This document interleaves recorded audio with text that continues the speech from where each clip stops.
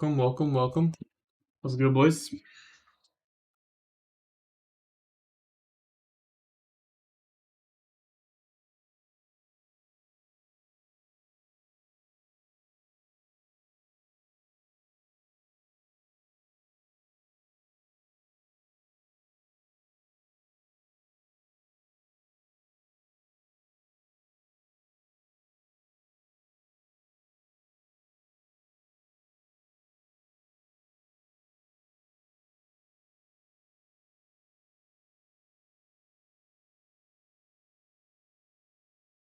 Hmm. Good, everybody. I pray we catch some bangers. Some bangers would be nice. I'm gonna change my T-shirt in one sec. What's good, boys?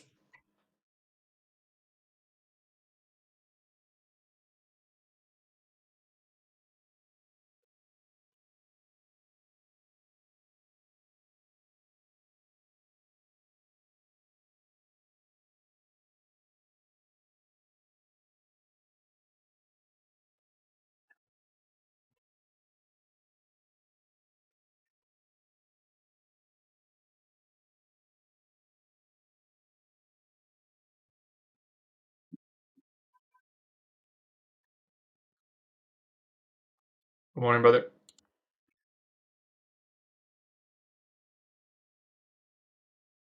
Any key level you mark out timing? The opening prices. These are the levels I'll have marked out today.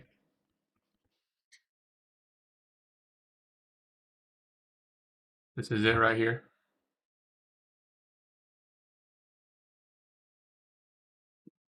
Nice haircut. Thank you. Good morning, brother. You look more clean today. I got a haircut. Yeah, I got the haircut. I did. I can finally focus.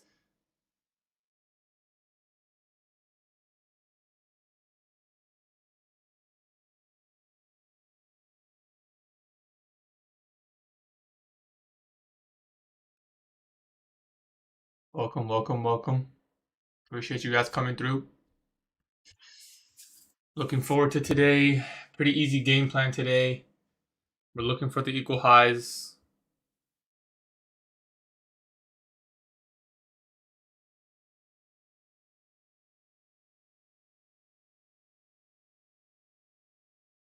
Bro looks majestic. Thanks, bro.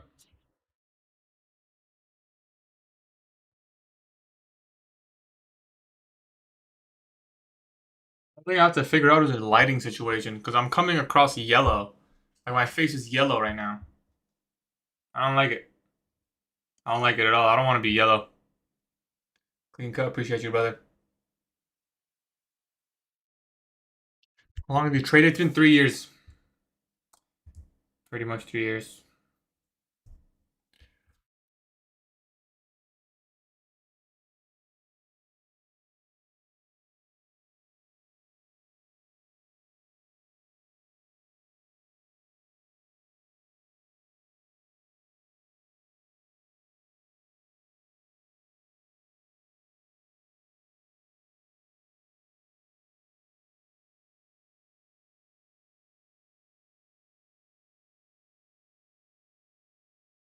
Gold shorts. Give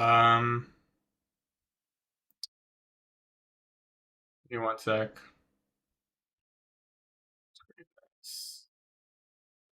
I haven't looked at gold in a while.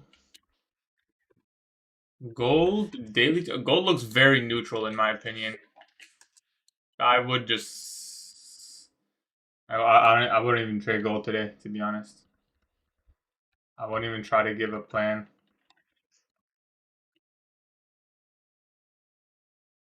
DXY does look pretty bullish so far. ES longs, WK, appreciate you, Devon.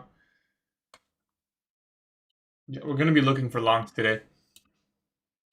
The game plan's right here, but we're gonna be looking for longs. I don't know why I'm coming across yellow.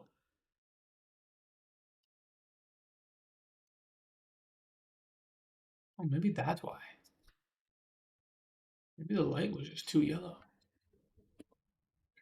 W haircut, appreciate you, brother. Look, I can finally focus now.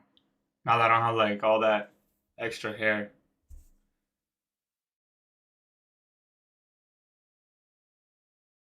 Well, please, I couldn't find indicator you're using for SMT. The SMT indicator is it's this one right here. It's called SMT out of options, but it looks like this.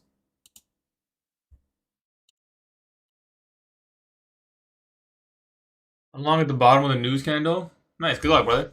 Hopefully it plays out.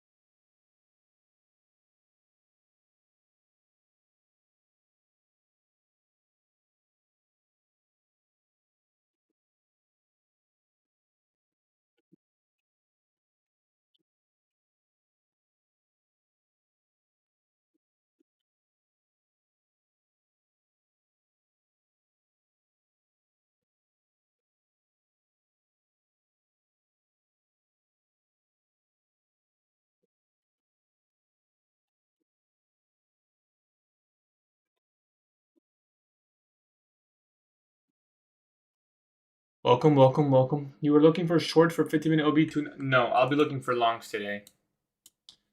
I don't expect this low to be taken. Asia low, I don't think that's going to be taken. And we're going to be looking for longs from this range. So we could take out pre-market low. Or we could expand. We could just pump off the open. Also possible. A little bit tricky because I don't like it when we get the manipulation pre-market. But we'll have to manage.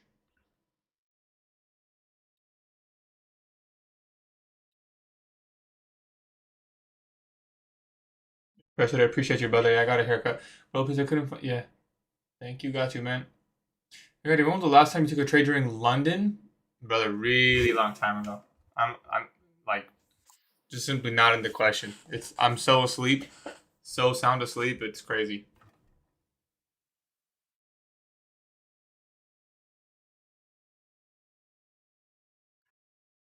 Yeah, we're gonna be looking for shorts today. I mean, sorry, longs. Pretty easy game plan. Um, Pre-market low could be protected. We're just gonna align higher if the model forms, and go with that. Appreciate you, Musa. Let's go, user. Appreciate you. Appreciate you.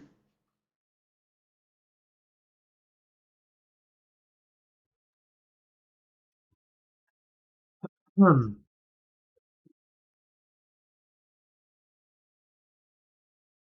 Max risk today, 2R. So if we do lose one, hopefully we don't, but if we do, we'll give ourselves one more chance. And if we lose two, we're done. Hopefully we can, just get an easier trade today. Yesterday we had to hold a really difficult trade. Hopefully today's a little bit easier. We just take a trade and just, we get the feedback right away. Um,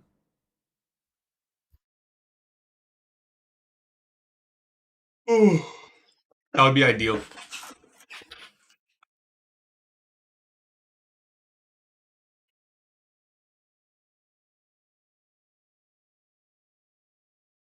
Yesterday I almost broke. That's okay if you break it, brother. It doesn't have to be like perfect. It's not the most. It's not as strict as it may seem. What's the model? I trade my 930 power of 3 model. If you want it, it's all on YouTube, but I don't try to push my model on anyone. It's very specific to how I trade. Can you look into the camera? Oh, hell no, bro. What? No, no, you won't. You'll never lose an account because of consistency rule. It's just something you have to work towards, right? If you go over, that's okay. You just have to work on it the next day, right? If you're under, it's okay. You just got to work towards it the next. So, yeah, it's totally fine. You don't have to You don't have to stress about it. I usually would just recommend you trade normally. Most of the time, you'll find it to be consistent anyways. If it so happens that you're over your consistency rule, that's fine. You can just make more money the next day, right? Even if you went $50 over, that just means you have to make $50 another day, and that's okay. This NQ, yeah, we're gonna be executing NQ, even if it looks better on ES, we're just gonna trade NQ going forward.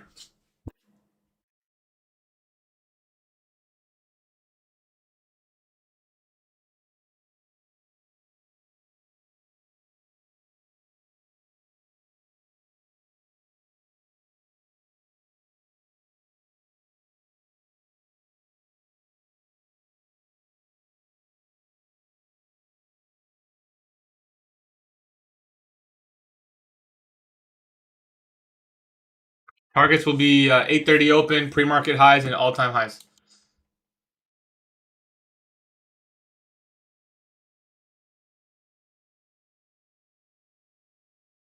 Tradeify, I think Tradeify is monthly. It's monthly until you pass, if I'm not mistaken. Unless they remove that. Maybe someone in chat can verify.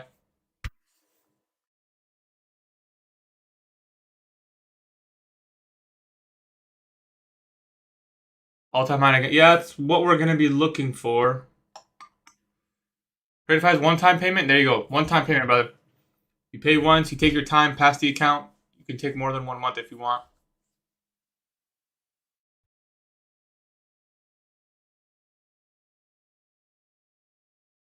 Did not take picture into ITT Turtle Soup? No, Turtle Soup is an entry model. Turtle Soup is, I see Turtle Soup, I'm bullish, I click buy button, right? My 930 Power of 3 is more of a framework, right? You could use Turtle Soup entries in my 930 Power of 3 system. I don't personally use Turtle Soup entry, a little bit too aggressive for me. Maybe one day though. I find it really fun, honestly. Like, find it fun. Thoughts we open with a manipulation leg down and take out and wait. What do you mean manipulation down and take out London highs? You mean London lows? It's already taken?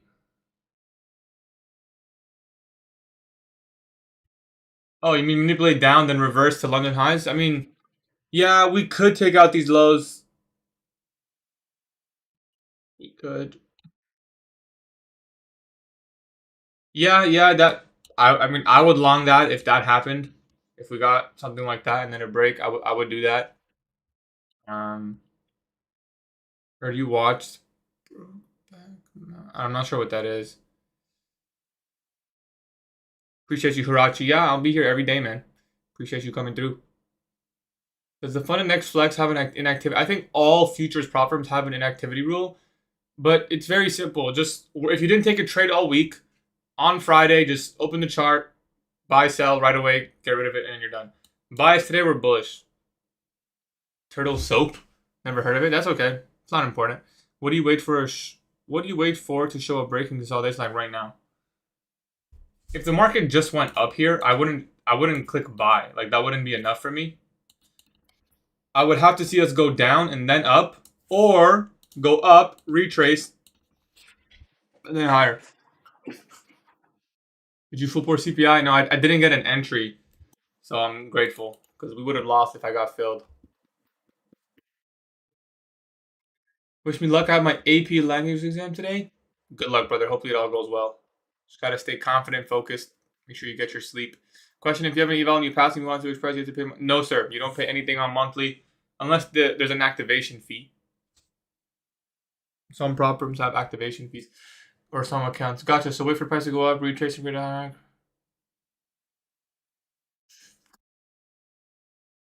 Hold on, it's 9:30 open. Let me lock in. I think we're discussing two separate things here, so I'll explain. It doesn't matter to me whether we're in a consolidation or not. What matters to me is my model, if it forms or not. So for my model to form, so for me to click the buy button today, there's two scenarios from where we are right now. Scenario one, market rallies lower, sweep sell side, and we get a break. So lower low, higher high. I'll take a buy position. Okay. If we don't get that, but we do get a good expansion higher. If we can retrace and make a higher high again, I'll buy that as well. I prefer scenario 1 because it'll be really obvious. Like if we come down here and we just keep going down, I'm probably wrong and I probably won't end up taking a losing long trade. Right? So I prefer scenario 1. We just clear out the lows and then we work. So we'll see what it wants to do for now. Scenario 1 is it's just easier because if we're gonna clear the lows and then get a break higher, like if we go sweep and then break, probably gonna go higher, right? If we just go sideways or we just keep going lower, then it's like, well, okay, maybe I'm wrong. So therefore, my model won't form and I don't lose. The only tricky situation is when the model can form, but it can form either direction, right? That's what's tricky. Like for example, I would never short here, so it's not tricky at all. It's either we long from this if the model forms or we do nothing. But if we were to go higher, sweep lower, like, as opposed to doing this, for example, it's like, well, do I buy the continuation or is this a reversal short? Then I have to wait for more information. It gets a little bit trickier. But I mean, either way, today's game plan is pretty simple overall. We're only looking for longs, so I'm not really interested in shorts. Unless the market really gets a dive lower, then we'd look for this. And that's it, right? Very simple. Gonna quickly look at the Dow Jones. Yeah, we still have that sell side objective. So org 2.5 hit. Let's don't want to do that. Don't want to do that either. Okay, org failed on ES.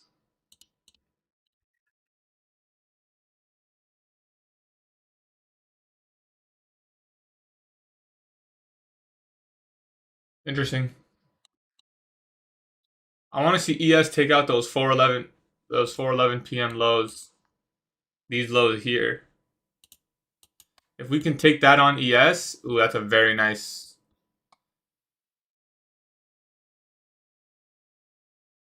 That'd be very nice. So for you guys on YouTube, you can see this sell side liquidity pool. It's in regular trading hours. It's not in electronic trading hours. It's here. That old low. We can take that out. Be a really good sign. Which would basically just be a run below 7416. So for now, we just wait.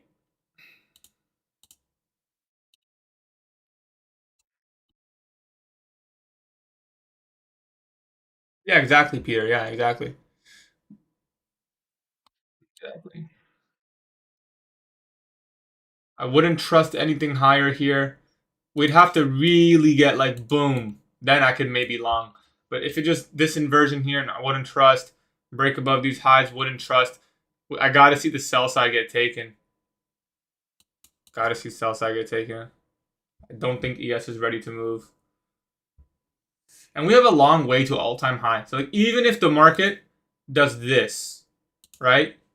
In any case, we get a pullback there. We can still long it from here to here, right? So there's no rush. It's not like we're only targeting this today and we have to get in a buy now. There's a lot of time left. There's no rush whatsoever. Just got to keep focused.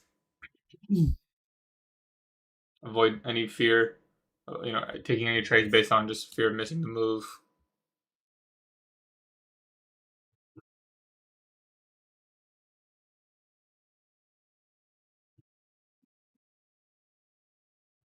Well, where can I see how much is the discount on Apex evals? I think it's only 50% right now. 1 year I'm trading green past 8 months on paper. When should I buy a 50K? If you've been green 8 months on paper, brother, buy an account. Even if you're not going to be green 8 months, like even just 1 or 2 good months, you can get a payout, right?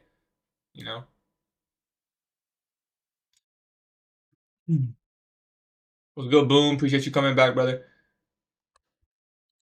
Just waiting for a sign. I'll buy start of June. Brother, buy it today. What, 8 months? Damn, bro. Unless you're tight on budget, then yes, for sure get 100% clarity and then go in. You think Lucid is posting new clouds when it expires? Yeah, I do. I don't see them. They should always have at least 40% off, I think. How about 3 months on green on an eval? How are you 3 green months on eval, but you didn't pass? Something not right. Is there a consistency rule on MyFundFeeder's evaluation builder account? No, you can pass in 1 day. That plan is really good, and you can get 40% off, I think, right now. I don't know. I think my code's 40% off. I don't know. They sent me an email. I didn't read it. Feel bad. And funded there is, I think. Have you tried DAX? No. Just saying. I've looked at it, but haven't really got the data. I was risking 250 and I did. Oh, nice. Congrats. That's really good, brother. What do you think about the Select Plan Tradeify daily payouts? I think it's a really good daily payout account option. Okay, so for example, now if we were to break above here, that would be a very good, assuming there's speed, it would be a very good indication that I would not an indication. I will click the buy button immediately, no hesitation. If we get a strong breaker, stop loss would be around 70 points. So 70 times 2 is 140, 280. It's gonna have to be a 3 contract trade, and yeah, it'd be a pretty simple trade idea. I mean, something we've taken many times. What are your thoughts on money? Number 3 most important thing in life.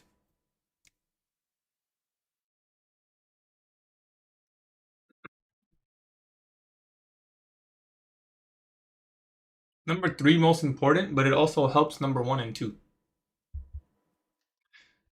Long setup, maybe. Yeah, I mean, it's possible we're also wrong and we just keep flushing lower, but yes, this is where I would look for longs personally. It does look like a pretty strong sell-off, but we're just going to align with the weekly and see how it goes. What about the possible 933 breaker? Yeah, that's what it would be, 933 breaker.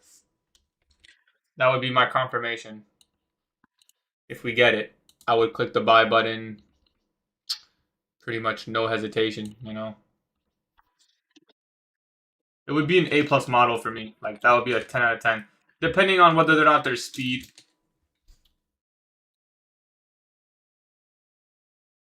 We also have the SMT org low, which is something I like.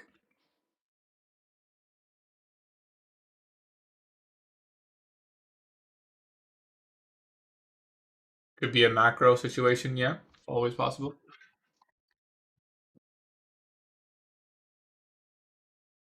What are your thoughts on not having money but still living a fulfilling life? Is it possible? Brother, I'm gonna tell you right now, I truly believe that like money just doesn't just make you happy, you know. It's not what's gonna matter. And that's actually a good question.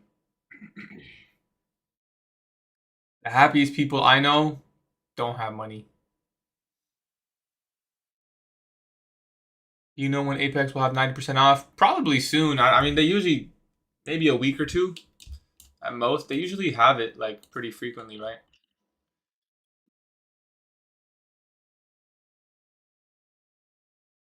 How nice and easy would life be if we just got an expansion higher, put the stop at the low, and just kept going up all the way to all-time highs? Like breaker, you'd include the entire, yeah. But the formation of the breaker, you want to see a higher body.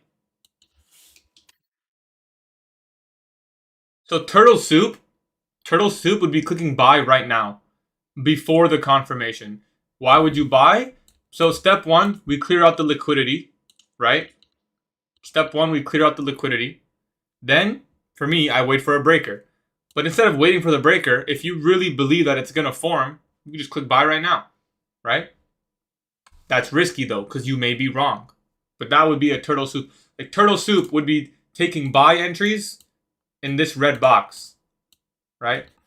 Anticipating that it's not going to go too much farther below this low and it'll go higher, right? That would be turtle soup.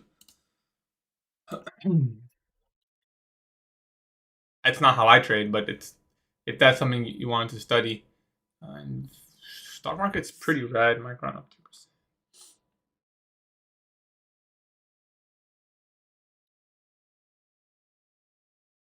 Is this ES? No, this will be on the Nasdaq. Going forward, guys, we're gonna be on the Nasdaq. You've been trying learning order flow? No, I don't really care about it too much because I feel like I can just see it myself. You know, and I wouldn't even wait for the breaker. I would just buy the inversion, and if we got the inversion, I would assume the breaker would form. It's also a first presentation, so I would just do that. Also, just for better risk, the stop loss is 67 points. So NY.AM just kind of going lower. ES doesn't look too bullish. And maybe we will wait for the breaker because it looks pretty weak on ES. Can you explain Turtle Soup? Turtle Soup is buying liquidity sweeps. That's it. When we buy it and we go below it, you buy in here. You buy in here. You don't have to wait for the inversion or the breaker. So everything is the same, except when you click the buy button, it's not when you get the inversion for value gap or the breaker. It's before that. It's once we take out the liquidity. You just click buy and you put a stop loss. You have to figure out what you're comfortable with for your turtle soup trades. It feels like if I long this, it's gonna come back and stop me. I don't know why. Like just like a little bit of an intuition thing. Feels a little bit off. I feel like I'd rather go with a breaker retest or something. I'm going to wait for the full breaker. At least that way ES can move higher. I'm not totally convinced yet.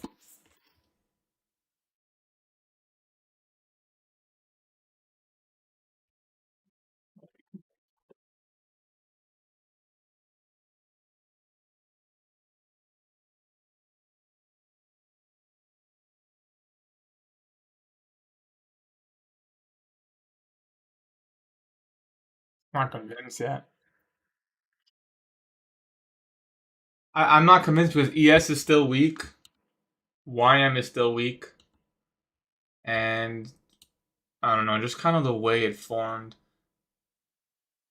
And we can always take a protraction. Like we don't have to click buy now. You know, we can always take a protraction. Now what would be really good is if we respected this. So that's your 30-second. Yeah, that's what I was going to say.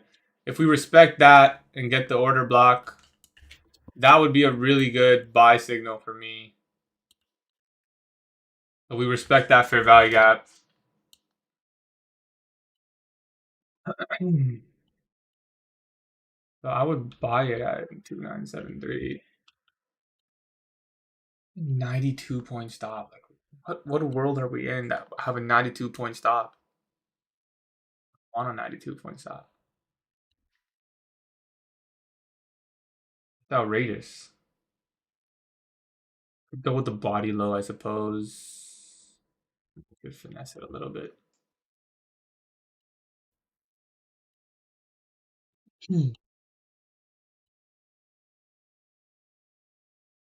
You said click the buy button, I made 50 points. I didn't say click the buy button. I said if you wanted to trade turtle soup, you could simply click buy. Yeah, right here. Like anywhere in 1, 2, 3, even maybe in this fourth candle. Anything in this red box, that would be considered a turtle soup entry model taught by ICT. If you got an entry in anywhere in like here. I don't trade it, but I can recognize because it's simple. Like I'm waiting to click buy. I'm waiting for my model to confirm. Why don't I just click buy? Because I think my model is going to form. That's basically the narrative, right? Is the XY moving lower? It is. You're right. That's pretty good. Yeah, I mean, I'd buy a higher high, and I'd just run a stop at the body. So worst case, 80-point stop. Buy at 50% maybe.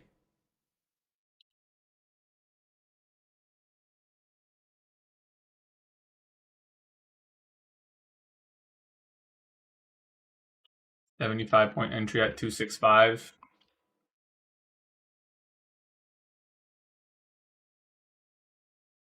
Just for risk purposes, I'll leave a line there. We could make another attempt to run below this low. If I was bearish, this would be my model short, but I'm not bearish, so it's tricky.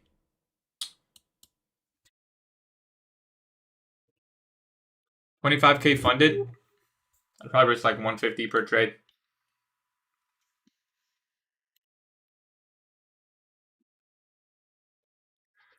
Now we've swept out some RTH sell side.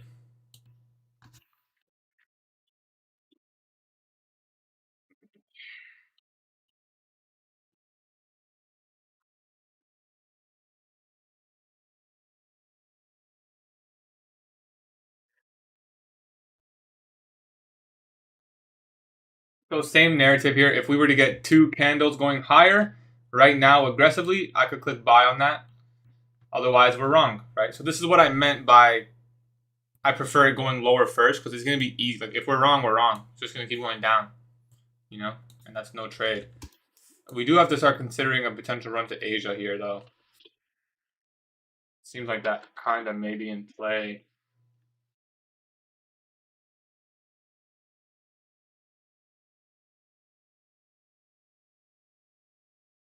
Something like this.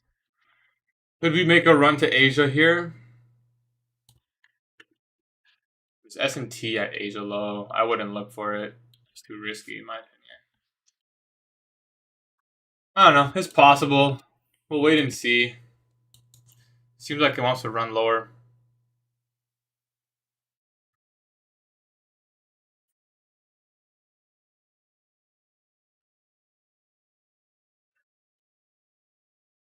Just stay a little patient. There's no rush. We can always look for something smaller, easier later on in the session, you know. Doesn't always have to be a very crazy move all the way up or all the way down. It can always be something small.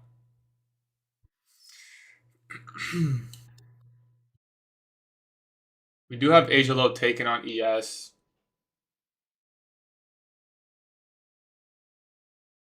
The thing is, I wouldn't trust a breaker here. Like this, like I don't think I would trust that down here. I would need to see like a real expansion high. We'd have to get back above this low. So I guess like this inversion would be meaningful.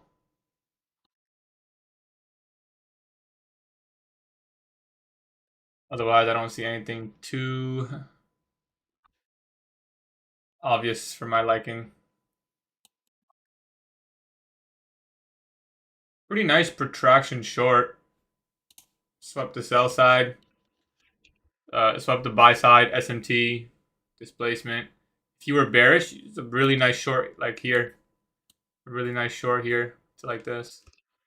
You know, straight down to Asia lows. Cool. I wasn't really ready for that.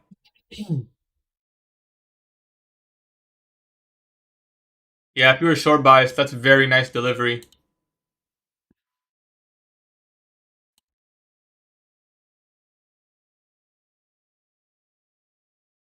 Yeah, you don't have to catch a whole move from right from the 930 high to all the way to like, you know, even if we get like a small protraction here, you can take that in the macro.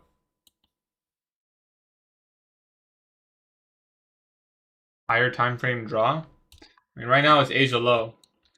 After that, we could go all the way down to previous day's low. In my game plan today, I said that we could go to previous day's low if we took out Asia low. Hard to say for sure. Probably look at some RTH levels. The previous PM session low here.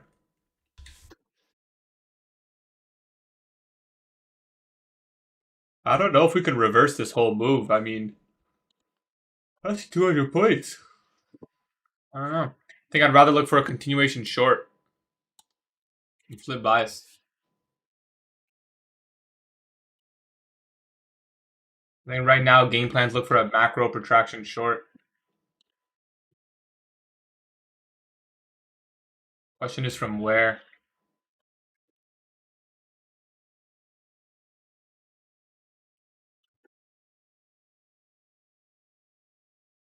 Actually, the 3 minute, 2 minutes there.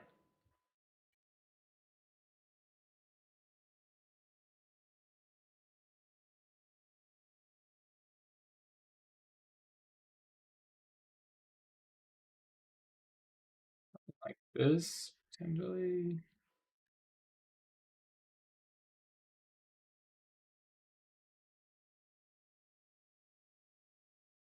Really ready for that deferred protraction. Too late now. 15-second model is always possible. That's atrocious. You can maybe get 1R, depending on your entry.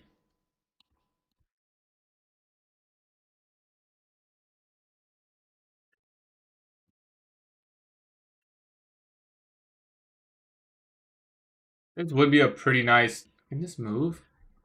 Goodness. This could be a good 30-second model. That'd be 50 points. Okay, well, it didn't even form, so. Just wait. One long as 0 for now, never gonna turn prof if I keep top ticking the wrong way. We were just offside, right? That's all it was. You don't have to beat yourself up about it. If it was bullish, then that probably could have went. But yeah, I mean, it was a tricky setup. Like in my opinion, like for me, the other two didn't really look bullish. So we filled org. I mean, it is possible we can reverse now and just SMT with Asia low. I don't like reversals off Asia lows. I'd have to see this inversion before trusting anything higher. That stop loss is outrageous, man. 130 point stop. Goodness me. We're going to have to trade the yes, so we don't even have a choice. 130 point stop?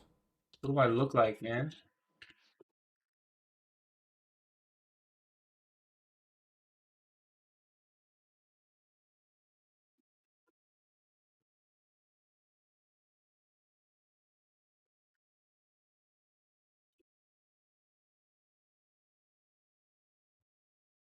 Could front run the inversions. Risky. I suppose we could also run a stop at this low. Still, that's 110 points. I mean, it looks like we're going to have to trade ES today, at least on the live account, just because of risk. I mean, we don't have a choice. What would the risk be on ES? So this candle is 945, so if we got that. Yeah, at least ES is manageable risk. I mean, 15 points on ES, 15. What's 15 times 5, yeah? It's 15 times 5.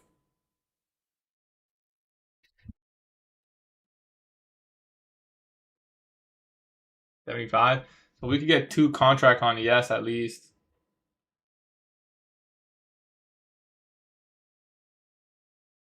And just manage, I guess. 75. Appreciate you guys. Appreciate you. Are they going to be bullish? Could be bullish right now.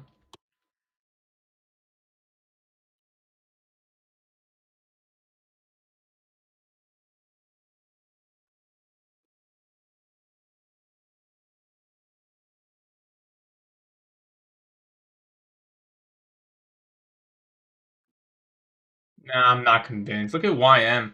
It's absolutely plummeting. I feel like this is more of a protraction short. It's 250-50. Like, if it was to go down here, I would short.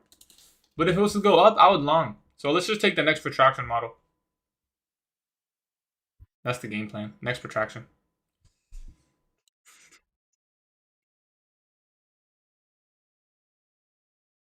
We are above the red line on ES, which is very important. This old low.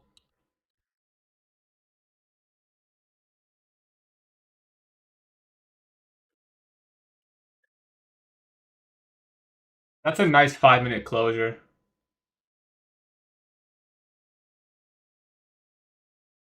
All right, guys. First trade of the day. I'm buying the 5-minute order block with a monster stop. But the good news is it's also a monster target. So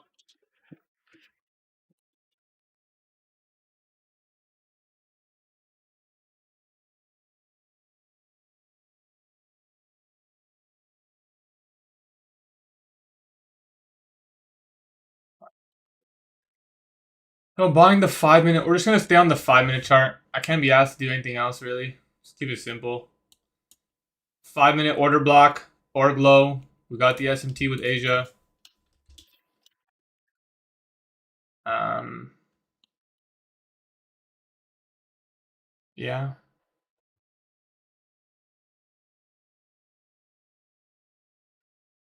I guess we can stay on the 1 minute chart.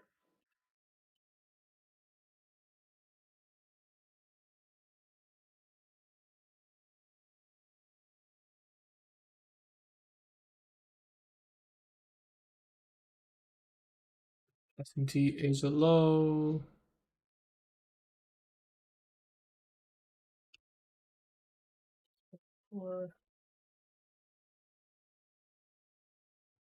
Yes. On ES, my stop will be all the way at the bottom. Because that's 15 points.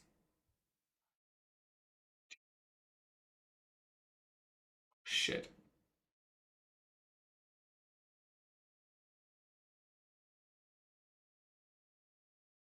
So I bought 2 more. Sell stop 2. Okay, there.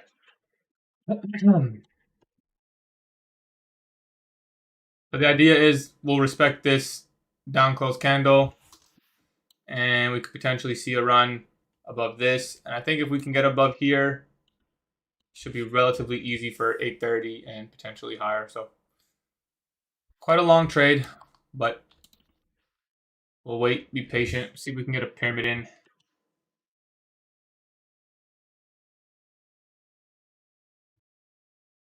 Yeah, so far pretty much just drawdown. ES a lot better. I took this trade on ES as well. If you guys are on YouTube, I'll show you guys what it looks like.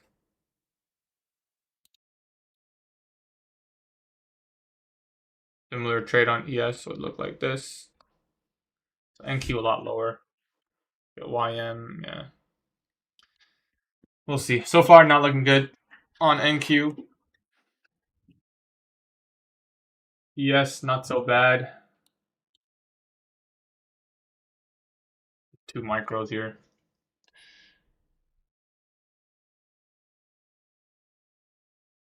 Seems kind of early. No, I mean, sure, if you think it's for me, the 5-minute OB was enough. The fact we closed above that 5-minute, that 140.5-minute candle, and we did it in 1 candle, to me that was enough. But it looks like we're wrong. I mean, if it goes lower, we're simply just not bullish, you know?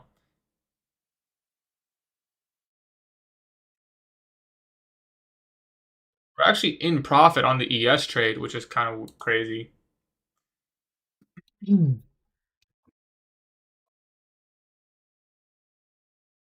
have a city here.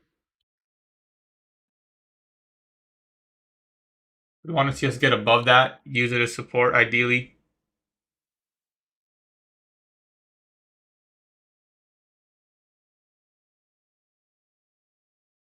I don't normally use a fib, but just out of curiosity, my stop does cover OCE, so.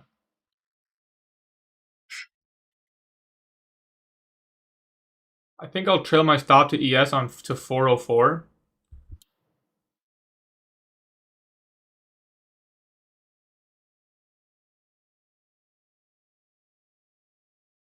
Add 1 more. Can't do that on NQ, obviously. Seems like ES is leading.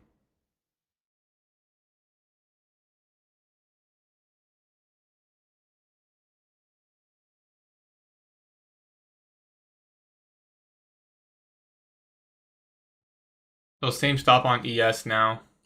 404, 5-minute low.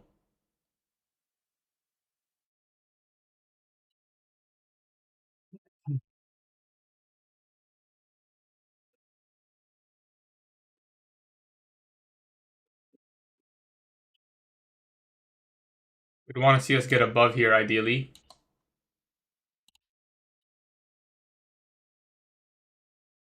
Not what it's doing right now.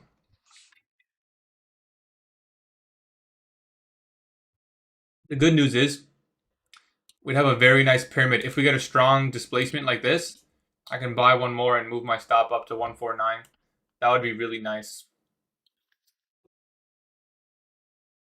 ES looks not bad. YM doesn't look bad. NQ looks not bad either. It just depends if the bias is right, you know. That's all it is. It's a bias play. Like, if we're going to go higher today, it'll go higher now. If we're not going to go higher today, it'll go lower now. And that's kind of the situation that we're in.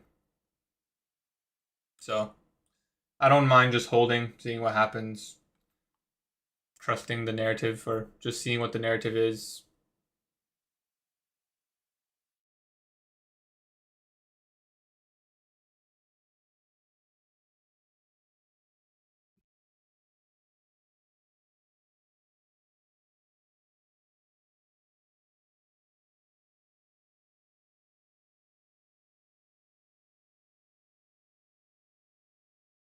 I think we will make a 5-minute lower low. We've already made one 5-minute lower low. It's kind of like at a now or never stage. My entry on ES is 7414 now. For those of you on YouTube, you can see both trades. There's no way I can trade my live account on NQ. Not with a 120 point stop.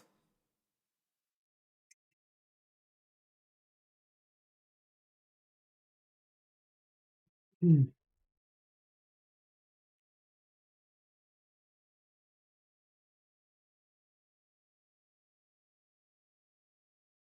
we just went to all-time highs. Yo, we would print so much money.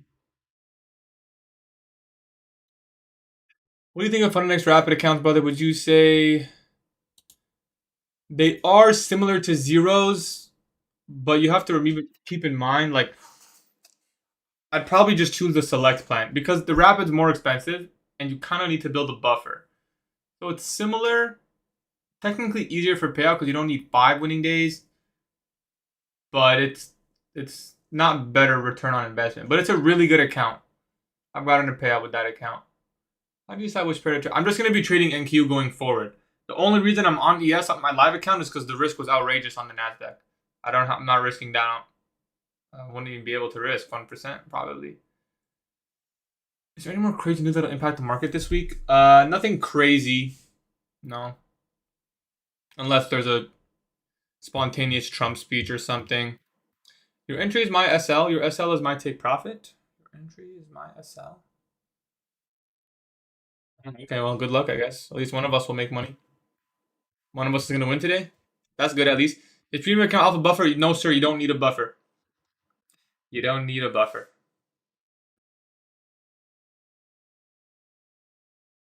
Lucid or Tradeify? I like Lucid's Flex just because it's more affordable. It's a better plan. The way he's trading right now, it's going to be hard to pass that 15-minute city. Yeah. ES is inside that 15-minute city right now. But I think it's a narrative play. I think it's a narrative play. Like, if we're bullish today, I don't think we'll make a lower low. If we're bearish today, we'll make a lower low. So I'm happy to risk my 1% on the narrative, you know? What do you think of? Yeah, it's really good. ES a lot better. ES just traded into the 15-minute fair value gap. If ES closes strongly bearish here, I'll probably close my ES trade. And then my Nasdaq trade might already be at the SL. We'll see.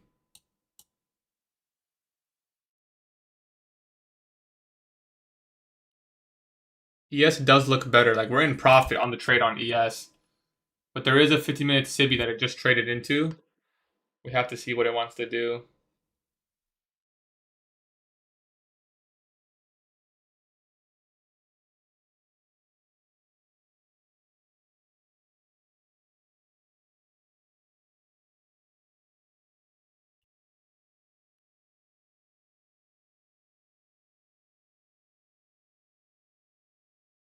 Pretty bearish. Why long? I'm anticipating yesterday's low to be safe. So today would just be a continuation of the weekly candle idea.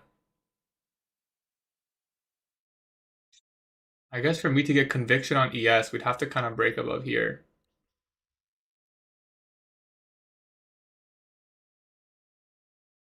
Call it this. If you're on YouTube, you can see both trades. ES definitely leading.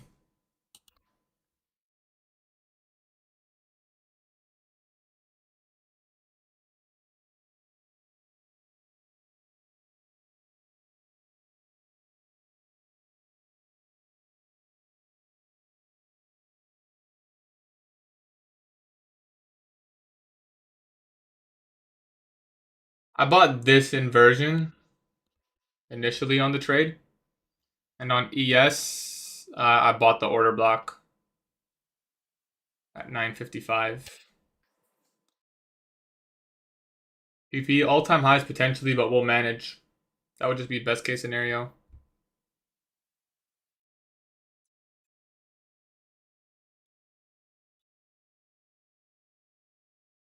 What is NQ doing? ES is also not doing much. It's just ES is doing the same thing, just it's doing it above here. NQ is doing it down here. YM is the only one that's actually kind of moving. I believe this accumulation is healthy. I prefer an accumulation like all the way up here, not here. ES is making higher highs, man. Hopefully NQ can follow. But I mean, if we're bearish, we're bearish. Like it doesn't matter what's gonna happen. If we're bearish, we're bearish. We're not gonna hit these objectives.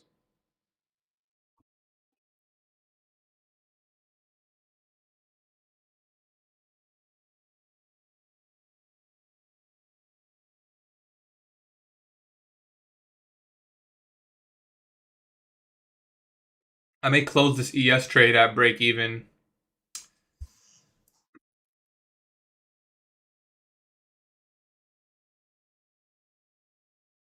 I'm gonna move my stop to break even on ES, guys.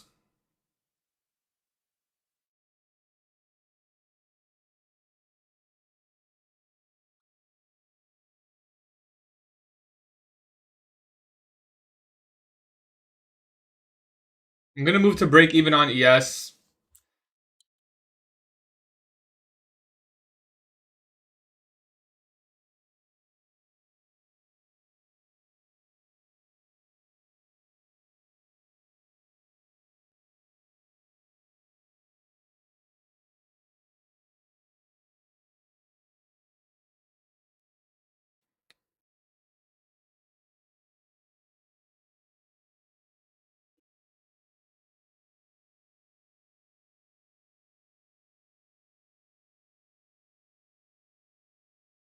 Pretty much the last line of defense was the original inversion here. And opening range gap low. My stop on ES is just break even.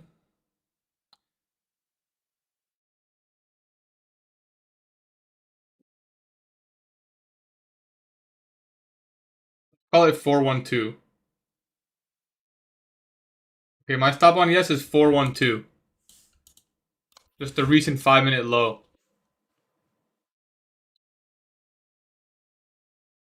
I won't go fully break even because the 5-minute low is like just as protected. NQ will just leave it where it is. Not much to manage.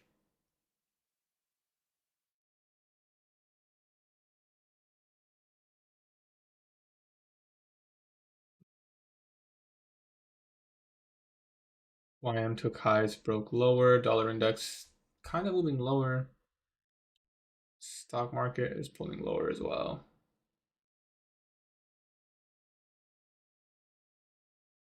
So on ES, my stop is at 74112. NASDAQ, we haven't touched the stop. Pretty much just draw down from the get-go. The 5-minute order block, not completely invalidated at this point, but obviously very deep retracement. We returned all the way down to the original inversion fair value gap at opening range gap low. Seems like we're finding some support. Hard to say. Good news is if we make higher high, I mean, we can trail to 11450. Wouldn't be able to pyramid that though. I don't want to pyramid and drawdown. We'd have to make a higher high.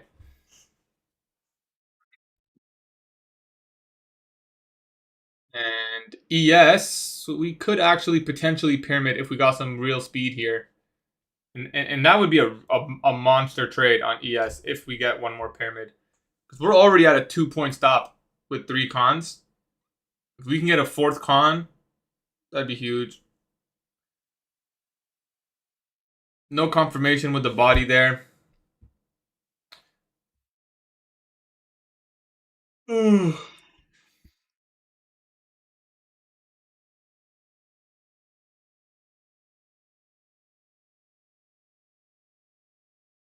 Is there a 5-minute gap on ES or something?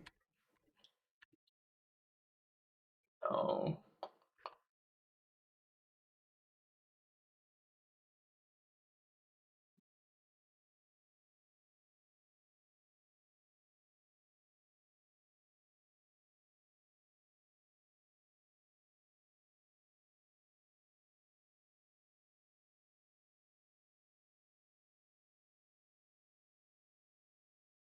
If you're on TikTok, this is the ES trade. So we're in the exact same trade.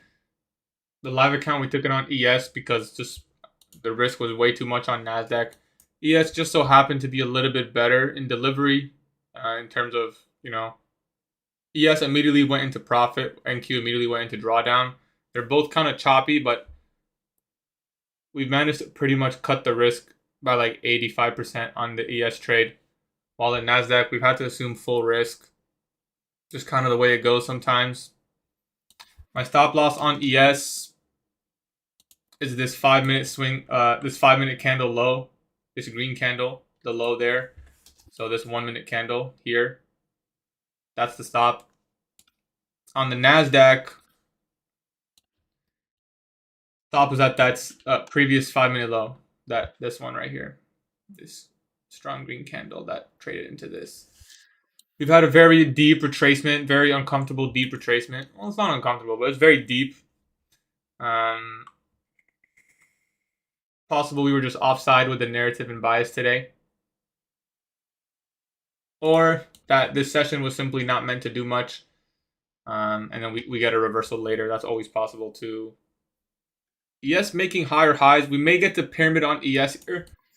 If ES gives us a nice real push higher, then we can actually pyramid. We finally got the higher high, so at the very least, we can trail the stop to 144, 1114, and on ES that actually be break even. So we can break even the trade on ES now. That's always nice. Just the higher high. And I'm not going to pyramid just yet. If NASDAQ goes up, then I'll pyramid on ES. Because I'm concerned that this just may be a manipulation, like an internal sweep to move lower. I'm not going to add any contracts on ES. Definitely not going to add on NQ because we're still in red. There's no way we're buying in the red. But if we do get another candle that really shoots higher, then we can pyramid on ES. And if it just, whatever. BISD entry. If I wasn't in long, I probably wouldn't click buy right here. I'd say that much. I don't know if that's justifiable to close the position. But if I wasn't already in long, I personally wouldn't click buy. I would just be like, what is this? I would demand to see more.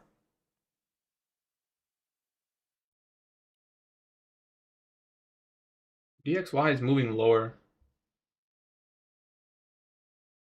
At least we've managed to cut the risk on ES. And the live account is the most important. But it just kind of happens. Like, it's not like we chose ES. We chose ES for better risk purposes. But it just so happened to, be the one. Could have went either way, in my opinion. Could have went either way.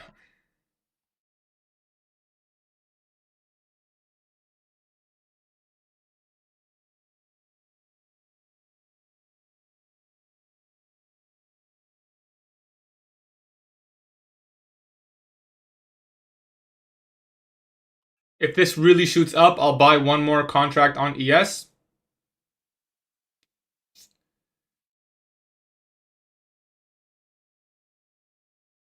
Has to really shoot up though. Not like this. Like it's gotta like if NQ goes all the way above here, I'll pyramid on ES. And then I'll trail to here on NQ, and I wouldn't even pyramid on NQ. Actually, yeah, I would. If I would trail if we got above all this mess, to here, I'd trail to here and pyramid one. I won't pyramid yet. I haven't seen enough confirmation. It's really got to go above all this mess. My opinion.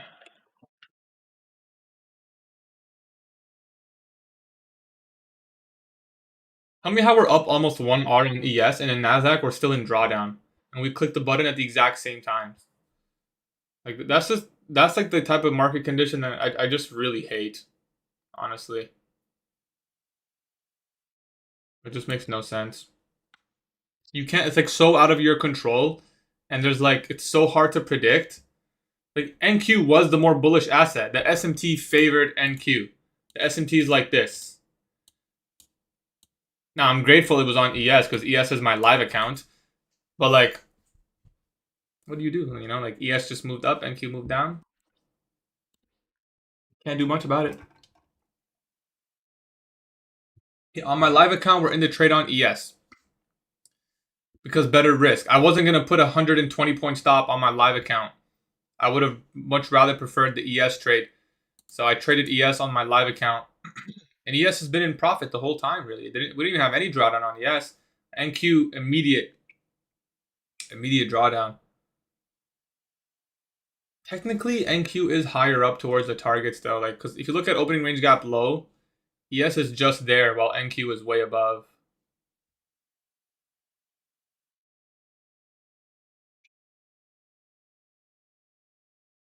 Made a good amount of money, yeah.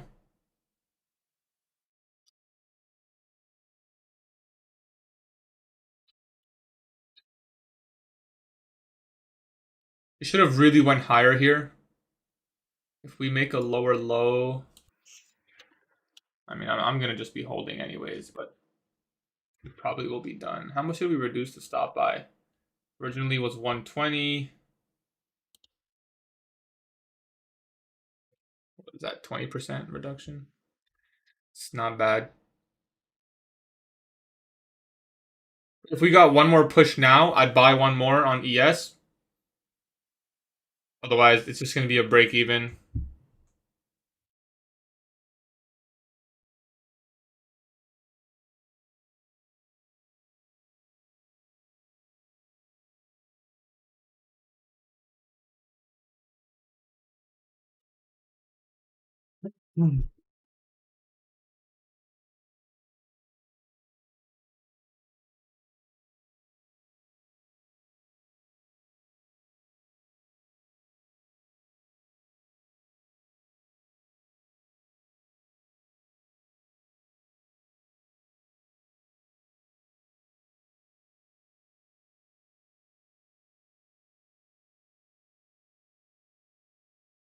Like someone FOMO'd in, sure. If that's what it looks like to you.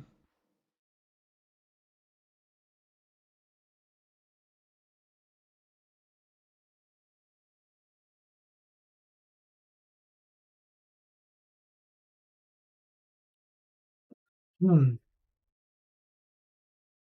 may be able to save another 20 points here, potentially. But if this shoots up here, I would trail to 132.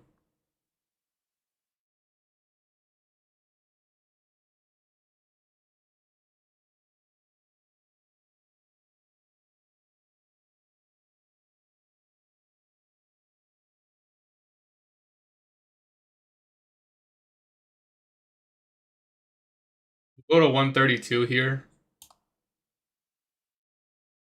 Or sorry, 130 131.50. At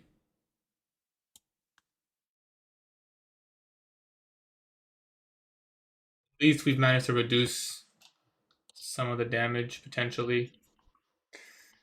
On ES, we're just sitting break even. And if we get a really animated move, I'll buy one more contract on ES. Wouldn't buy on NQ. Same game plan.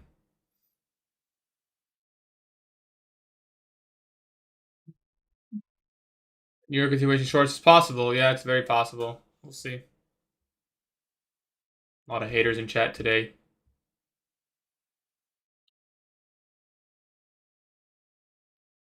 Not enough speed for me to trust any pyramids just yet.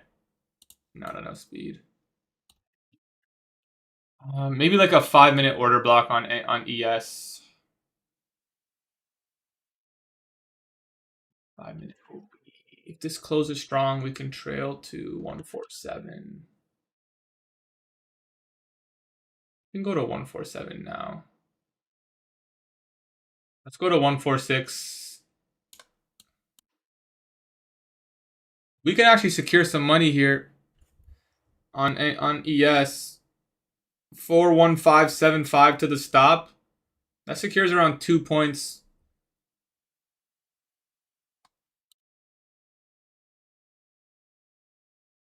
Bro, I can't even see the 14675. I still won't pyramid.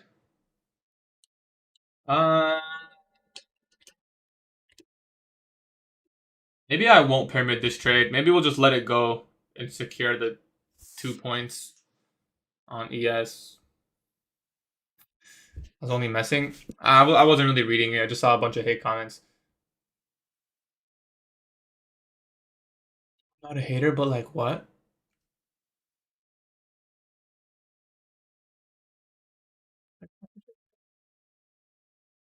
I'm not a hater, but like what if I copy trade? Wait, I don't understand what you're asking me. We're up 1% on the account now on ES. Let me guess eval play. Everyone just thinks it's such a bad trade. It just happened to go and draw down right away. Like the trade was fine, you know. It happened to go down, you know. It is what it is. Not every trade's gonna go up right away. It could still lose. It could win. I don't know. You guys are acting like I purposely tried to buy the top of the move, you know. Why not switch to order flow? Because I've been profitable for around 2 years now. So I don't think switching would be smart. We just got to try to increase my profitability. You know, we're up almost 1.5% on NQ here. Right? No break even. I'm break even on the live account. NQ, no, definitely not break. We got to respect this price lag here. We can trail to 151. So on ES, we can trail to 41675, 41650.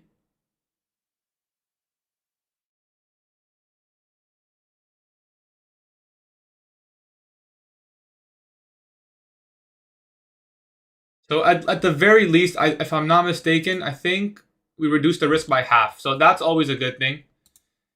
ES is flying now. So if you guys look at the trade on ES, it's pretty much just flying.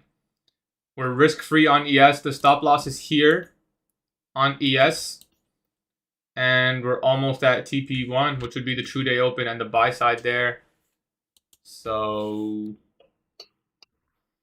no complaints with that. We'll see. We could probably run the stop to 16175 actually. It's gonna be a 5-minute gap, 161. And then on ES, we'll run the stop to 1675, exactly where it is. Now we can try to look for a pyramid opportunity.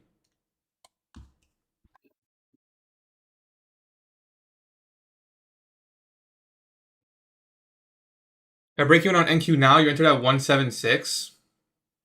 I wouldn't break even, but I just put the stop at 160. Like at least 160 makes sense, you know. There's gonna be a 5-minute gap here, so you want to make sure your stop loss covers that. 160, 176, yeah, it would cover that. So there she goes. There she goes. That's a very difficult hold, but they're not talking shit no more. No, of course they're all gone. They're all gone. I mean, they're not gonna talk about the fact that we're up 2% on ES. They're not gonna talk about the fact the trade is. And by the way, this could be a losing trade still. I don't know. We don't know how high this could potentially go. We're just at opening range gap high now. Dollar index is kind of moving lower. Stock market kind of rebounding.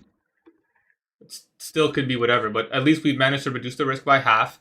Okay, don't worry about the outcome, and don't worry about the haters. You just focus on your process, your trading, right? We left the stop where it was meant to be. We trailed it to here once it was meant to go there. We trailed it to here once it was meant to go there. And we just let the market do its thing. And if we're right, we're right. If we're wrong, we're wrong. Doesn't matter. What matters is we trusted our process. We followed the system. We're going to journal this trade. We're going to journal whatever happens. and we managed our risk. That's the most important. We didn't over leverage. We didn't over trade. We didn't over risk. We didn't pyramid into a losing trade.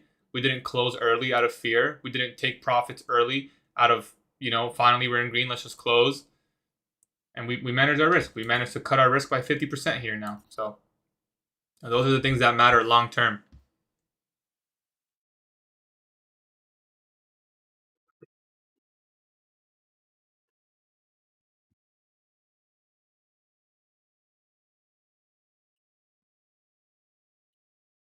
So I kind of just want to hold this one break even on ES because it has the potential to fly. And I think it's worth just potentially letting it fly. Like there's so much potential in this trade. So we'll probably partial 1% at some point. A 1% partial would be 30 points. Be like here. We'd have to partial at the buy side there. If we get above there, we're done. We're flying, right? Like we don't even got a partial there. I'm thinking we hold this for the whole day if it goes higher. It also could be bearish still. That obviously, right? This SIBI could definitely be a factor as a premium array to send lower prices, but again, that's not up to us.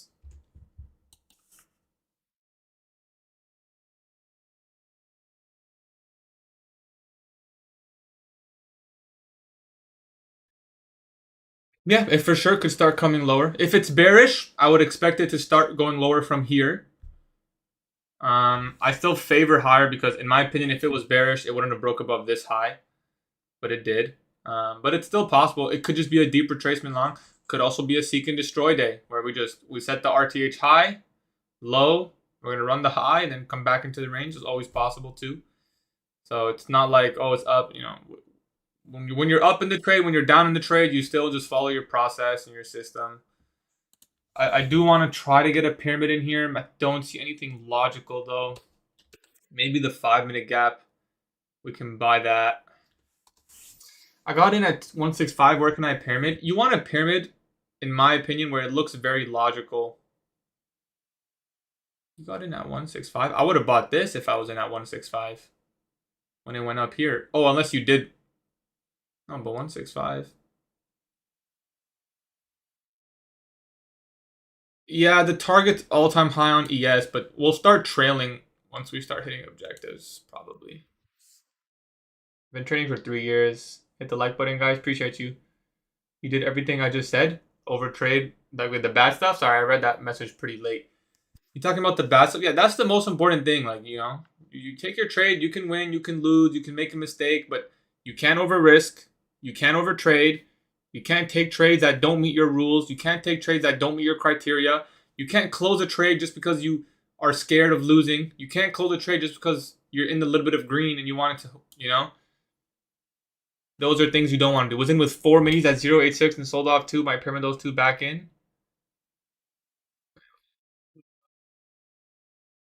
Was you were in short or long at 0.86?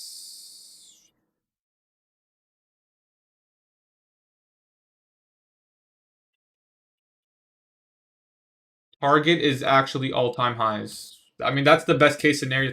Actually, best case scenario target would be my weekly objective, which was 29.5. But who knows if that's possible. I don't like to set specific targets on my trades. I have objectives, and I'll manage as I see fit. Right? I'll manage as I see fit. I don't want to give up too much profit, right? But I don't want to cut a trade just because a high was taken, right? Like I'm not just going to close the trade here because it's a buy side liquidity pool, right? If we close above here, that's a 15-minute breaker. I would not want to close that trade because it depends on the potential, right? If this is an objective and my final target, let's just say it's this red box, I'm gonna close the trade mostly here, right? But if my logical final objective is all the way up here, I am not gonna close the trade here. There's too much potential, right? Too much potential risk to reward, and it's logical. It's not me just whatever. Of course, there's a chance we make a new all-time high by the end of the day, right? So I'm gonna look to capture that move potentially. You know.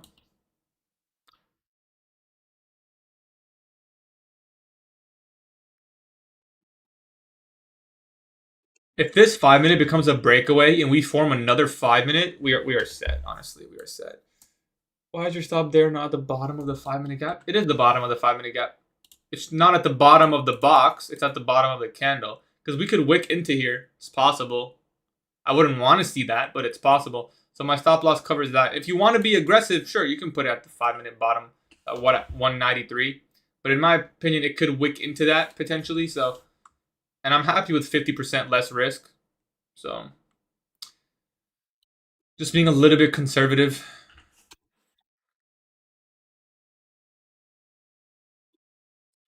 Kind of missed a pyramid opportunity there. We'll see if it gives it to us again. Really important here. Really important here. If we're above this red line, it's a very good sign.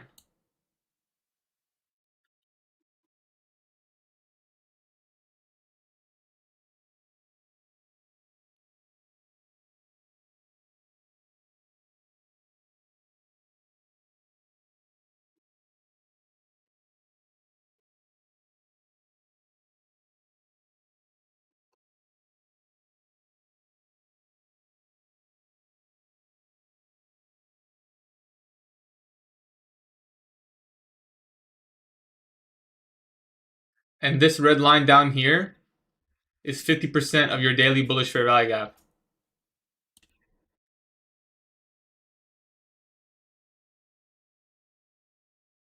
So if we can stay above this red line, that's a really good sign. A very good sign.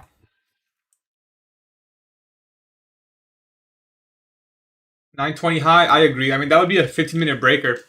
So if we can get the next 15 minutes above that, it's a really good chance that it can potentially go, yeah. We'd have to get above here. Because this high could still be, like 930 high could still be protected potentially.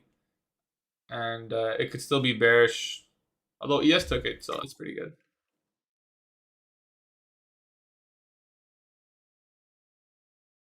Can you imagine there's an SMT like this? But ES, you guys can't see it. Let me show you. There's SMT like this. That's the SMT we're working with right now on ES. Like, that's how extravagant, or whatever the word is. Like, that's how much better it moved on ES. I guess you can't complain. But yesterday we said we're only going to trade NASDAQ. Today we took a trade on ES. I had to because of risk purposes. It was so much better. Why don't you trailer break even and re-enter if it respects the 5 minute gap? That would be the other option. So option one, stop, respects the 5 minute gap. Option two, hit the 5 minute gap and take a protraction model from the 5 minute gap. The downside is option. Okay, there's a downside and pro and con to either. I'm happy just leaving it here because it's 50% risk off, and my stop there on ES is break even, so it's fine. So I'm just kind of accepting the 50% risk, and it's easier. The reason I don't like the other protraction, because the downside to the alternative, which is something I do a lot, by the way, so it's not a bad thing. The alternative would be the protraction model could still fail.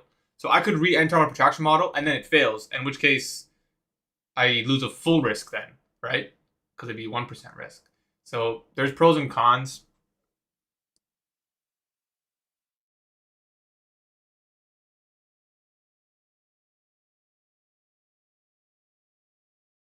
Now, if we read above here, I'm kind of in the mood for like a set and forget, kind of like accept half risk, and if this goes, like we just let it go, you know. There's a lot of potential on a trade like this. We're nearly up 2% on the live account for ES. I don't suppose I could pyramid run ES, right? 15. I have to risk a lot, you know. Kind of missed my pyramid. Would have been here.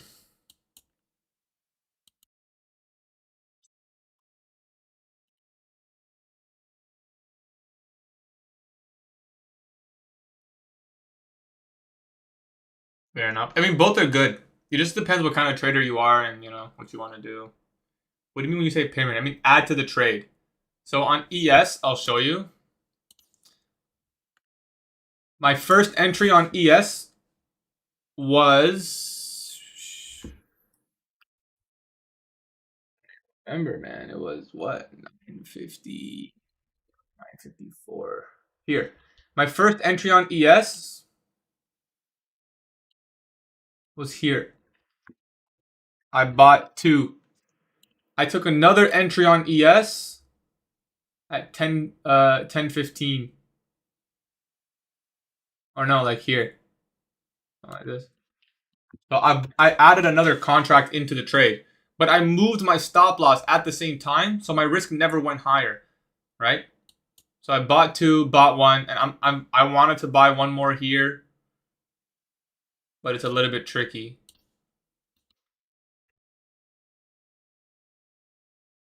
You want to test? Maybe after, brother.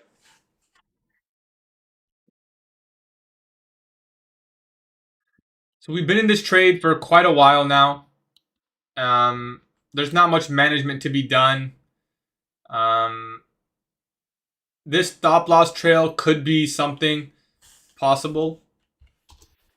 It's a 5-minute candle low, and we already traded. It also could potentially sweep that and then move higher.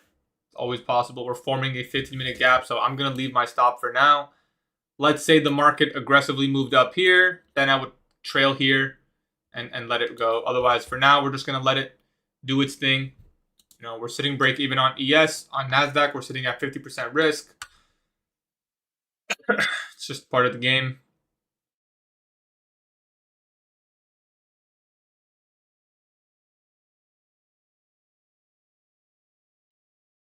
Just going to let the market do its thing. And did we take 930 high? No, we didn't. I'd really want to see a move above org high. That would be like what confirms to me. YM kind of speeding up lower here. Dollar index kind of speeding up higher. Nothing too crazy though. This is a, I would qualify this as a day trade. Yeah, NASDAQ is hitting your stop. Well, it might. Yeah, that's always a possibility.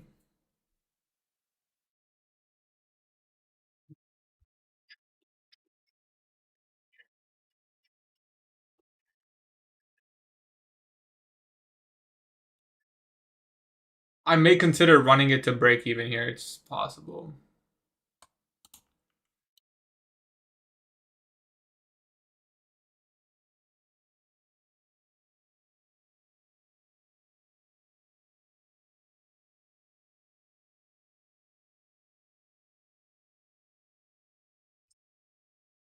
Gotta make an on-the-fly decision.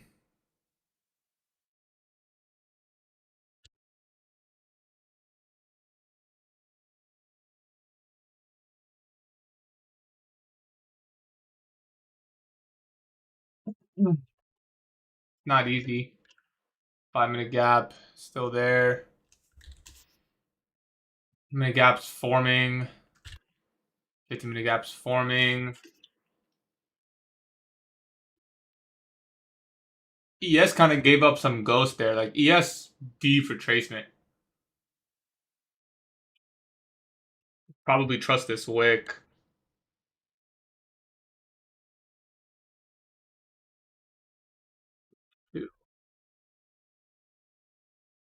Just demand the protraction here. That would be a really nice pyramid. We could actually pyramid 2 if that happened. 211.75.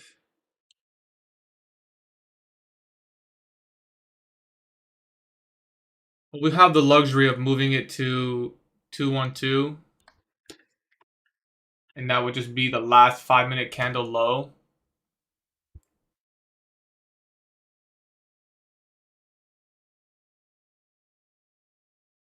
On ES, we're just going to leave it where it is. Money management decision.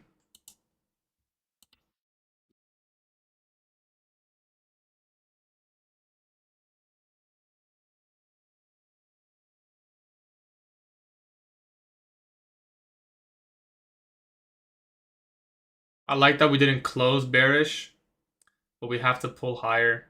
If we get a strong candle higher, I'll buy 2 cons.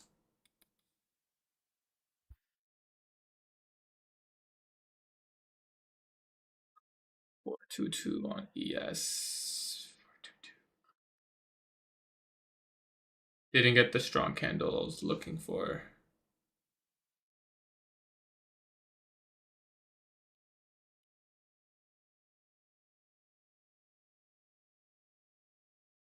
Okay, we're going to trail to 422 on ES. So ES, we're securing 8 points. That's here on the S&P. So the same low. Basically demanding the model form a protraction here. And if it does form, I'll actually pyramid a contract. I'll add a contract. It's got to go above like all of this though. None of this. It's got to like, even this inversion I wouldn't trust. It's got to be like a nice candle like this for me to do anything. Otherwise, we're just leaving the stop here.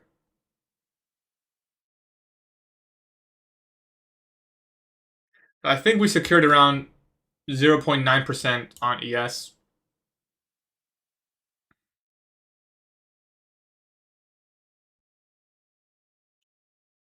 10-minute breakaway though. The downside of this stop loss placement. But then we could enter 1050 macro protraction, and that's a lot higher probability as well.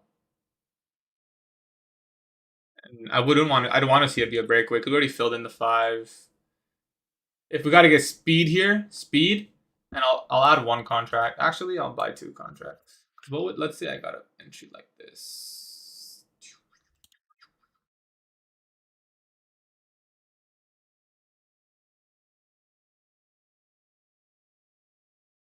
ES pyramid will be very easy because we've already secured money on the trade. So I just want to see it really get ecstatic here.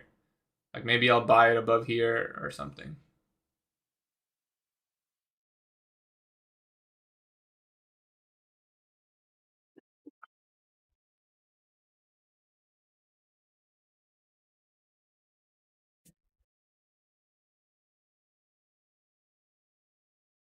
Waiting for a closure. All right, I'll buy it there. So I bought 1 contract on ES. Stop loss is now 4 points secured profit. Adding risk on NQ. Still only 30-point risk. So initially still we're risking half. And on ES we have now another contract in the position. Hopefully this can flush. That'd be real nice. We did our job as a trader really well, I think. Adding to the winner, managing risk. See if the market wants to reward us today.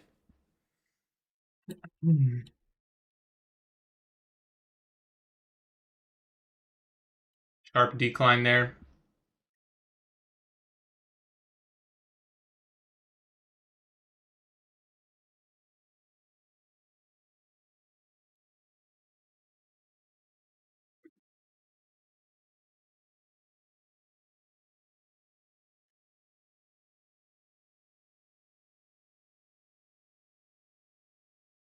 See if 1045 can give us the juice. This can stay open potentially. Hopefully. Stop is at a 15-minute low, which is a pretty good stop loss. Right? Pretty good stop loss. 15-minute low. Take for bearish. We don't want to make it a 15-minute low. Covered most of the hourly.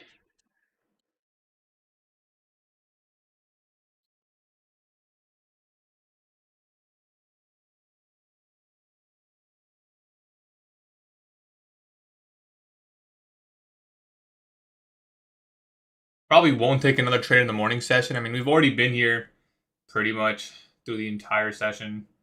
So we'll just probably look for PM something.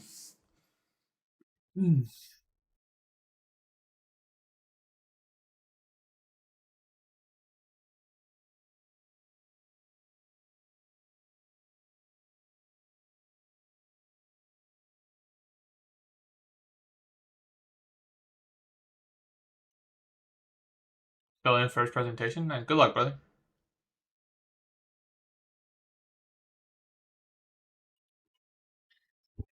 Next couple candles will be very important. If we can break above highs, should be good. If we go below the inversion, probably could be a little bit more neutral. Could it be bullish? I wouldn't want to see that low. Technically, we never got the 5-minute OB, so the scale, the trail and stop there was a little much. I don't want to see that 15-minute get traded into though. Where's the stop on ES? And it's also a 15-minute fair value gap. I mean, on ES, we could just sit break even. Not a bad idea. I could sit at 418 all the way down here. It's not a bad idea, actually. 4 times 5. 4 times or 1. Secure 0.5%. Secure 0.5% or sit break even. Tough call. I think sit break even. Too much potential on the trade. On ES, guys, I'm going to put my stop at just break even rather than the low here. I do think there's a chance it respects from the 15-minute fair value gap. And I'd only be securing 0.5% on the live account, which isn't really the best. If it was securing 1%, I think I would hold it, but it's not 1%. So my stop on ES is all the way at 418 or 419 just to cover commissions.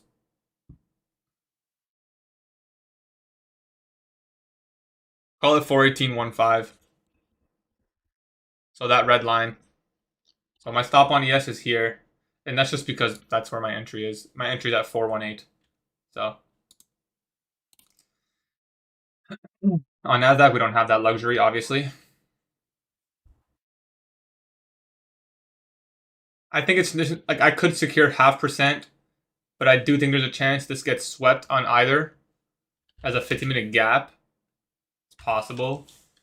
If we do go up, then I'll move it here because we never technically got the protraction model, so it was an early trail. This is not an intermediate term low yet. If this candle goes up, then we'll just put it back. But technically, we never got that retrace break, intermediate term low formation. So we technically did right here, just now. Okay. I suppose we can put it back now. 27422. It's a tough call, really. It's a tough call.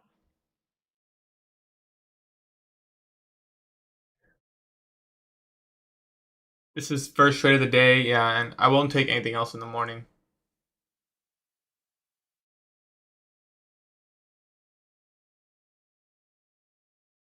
You can't, don't close the chart. Just stop, think of how many times.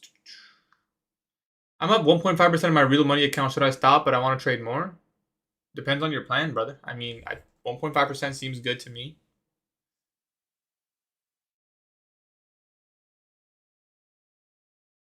TP. I'm just using TP. I don't set targets. I think we can run these highs easily. And depending on how we get here, if it goes strong, I would just keep trailing my TP. I think 830 is a really good obvious price and potentially the all-time high. And my best case scenario is 2,500. You know? So we'll see what it wants to show me. Like, we're going to go based off what it shows me. The 1-minute chart. Yeah, it's the macro. I'm really hoping it just expands higher to make my life easier. But who knows? Yeah, I think we'll trail it back to 422, guys. So intermediate term low formed. We'll move the stop back up to 422 on ES. Just because now we have low, lower low, or low with a higher low on either side. I wouldn't want to see this get taken now. You guys can't see what I'm talking about. I wouldn't want to see this low get taken because we have this low and this low higher. So this intermediate term low. So we're going to move the stop here. That'll secure around 0.5% on my live account. And hopefully this just goes higher now. Yeah.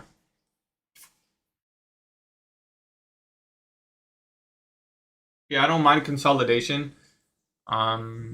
Just needs to see expansion after. We can consolidate here. It's not the worst deal. It's cool.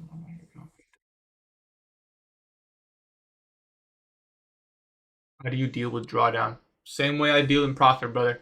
Just keep trading, keep trusting the process.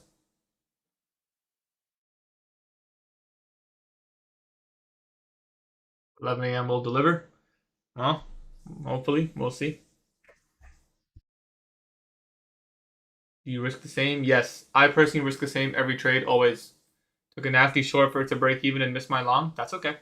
That happens. Just go to the journal, talk about it.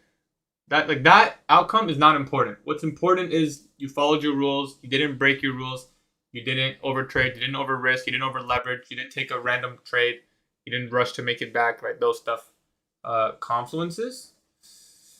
Well, the initial long idea was a higher time frame continuation play off the daily bullish fair value gap. We came down, hit 50%. I took a buy here, deeper retracement, added a contract here. What were the confirmations? I mean, the initial displacement here above the low was my initial confirmation. As for trading confluences, speed, SMT, and sponsor below the open, but it's my power of 3 model. You should consider adding rejection blocks for real. For what? Entries? I don't see how I'd really use it.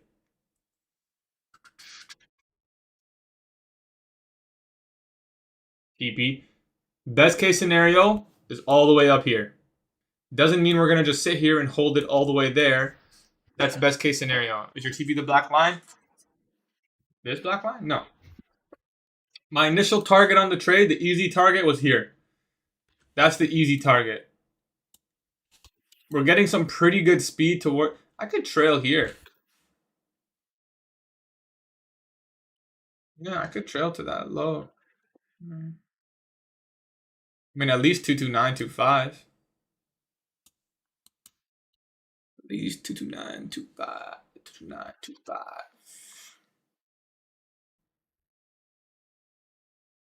Okay. Did we run that high? This is where I'll partial one on ES.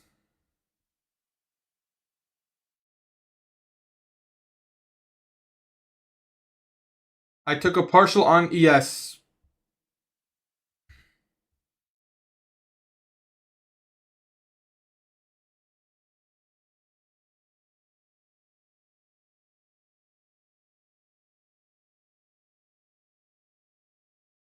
Partial because the buy stops were hit. Yeah.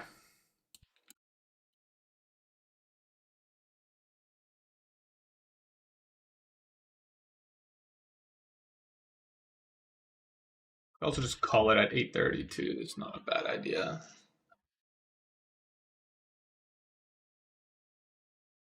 We're gonna trail to ES, guys. 425.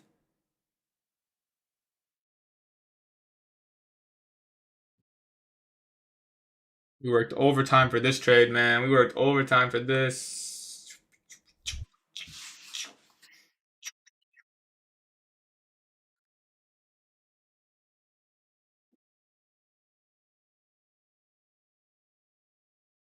Could go stop to recent 15-minute low, 238. 238.50. On ES, it's 425.25. Okay, stop to the current 15-minute candle low. We've taken out the buy stops. And we are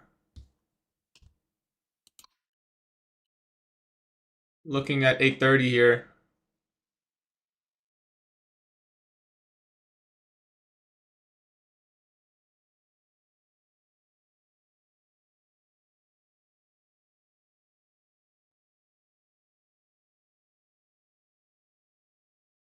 Finally, a semi-good old liquidity sweep.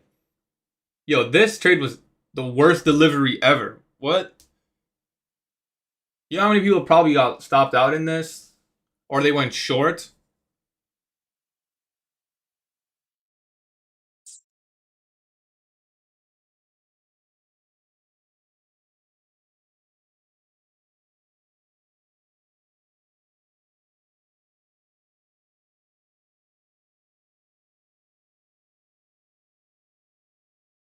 My exact tick stop. Yeah, it was a very difficult delivery.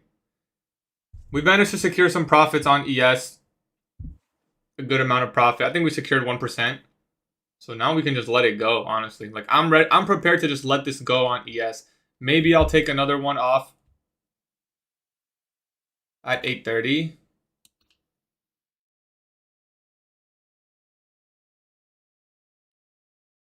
But then we let the rest go.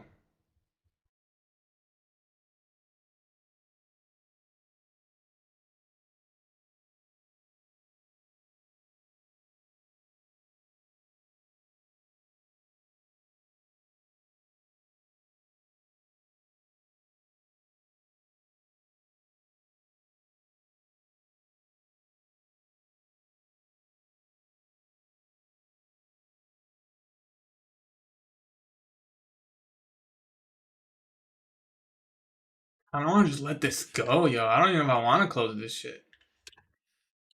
8:30 is a good TP.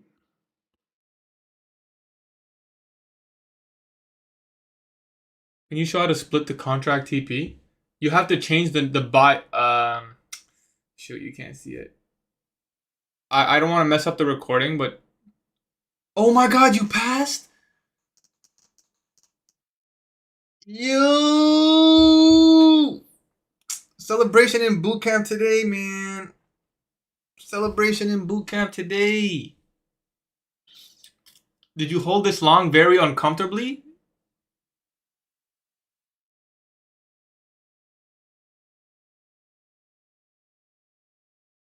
I've been in this long for almost an hour now. Oh, shorts and longs? Nice. Nice, nice, nice. Nice. I've been in this long for over an hour. We managed to take profit on ES. Unqueued did not move as good. Holy shit, we're actually gonna bootcamp party today for sure, for sure. That must feel really reassuring. Bootcamp meeting today. Um, After this trade. Can't wait for this trade. I've been already in it for so long, man.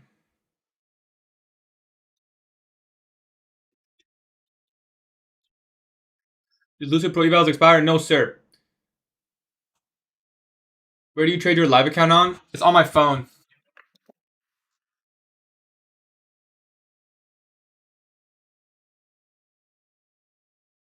Pretty easy on phone. Just a couple buttons you gotta click. If I go on a YouTube stream, can I see how you put? Yes, yes, yes. It's the buy and sell buttons at the top of the screen. You just adjust the number there. See, oh, you can see it right now. See how I'm adjusting this? Then you place your orders how you want. So if I'm in 4 contracts, I can. So let's just cancel this. If I change this number to 1, I can put TB1, and I can also just click this number and just adjust it to 2 or 3 or whatever I want. Love to hear that, Elliot. Who passed? Surprise! This is a surprise, man. Surprise. This is a surprise.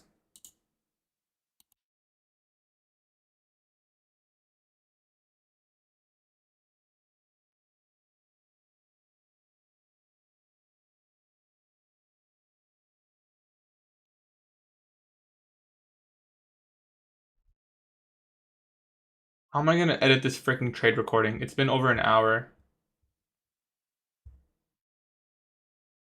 What just happened? Canceled my stop loss order by accident.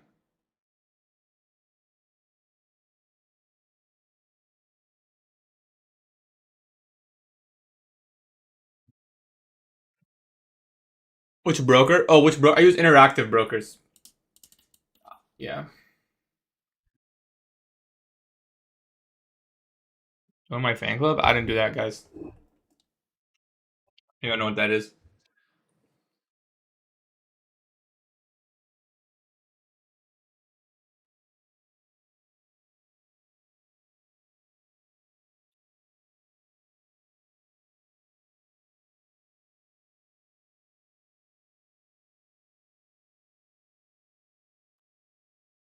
My instinct is telling me that. I mean, I can definitely trail to 257. The question is, do I want to trail to 297? I don't think so. 428. Let's go to 42650 on ES. I mean, we shouldn't trade to that candle's low.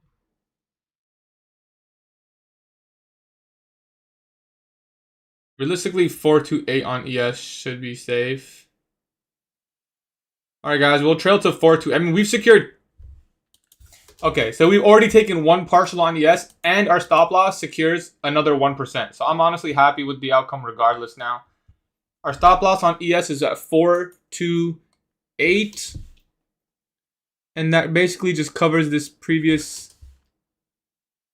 I mean, it's a 15-minute open. Looking at just candles here. 10-minute candle low. 428 on ES.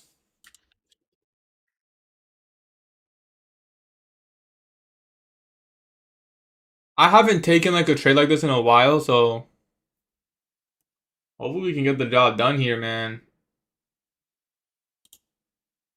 We'll definitely look to start taking this first partial, though.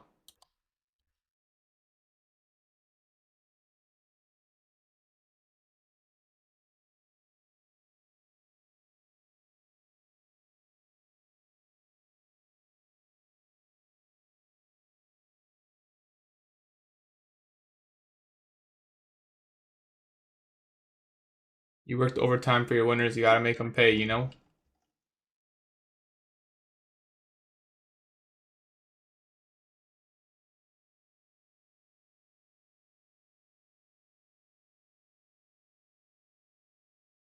All right, we'll take the partial there.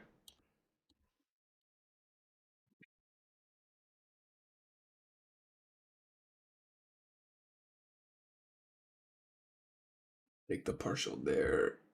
Oh, shit, ES. Took the partial on ES as well. Just the top of the Sibi as it slowed down. It's close enough to 830. Not going to demand to hit my level. And I think the rest of this trade, we just let it go. We could have pyramided here once more. Oh, we did. No, we did pyramid there. Never mind. Yeah, we took a pyramid. I forgot.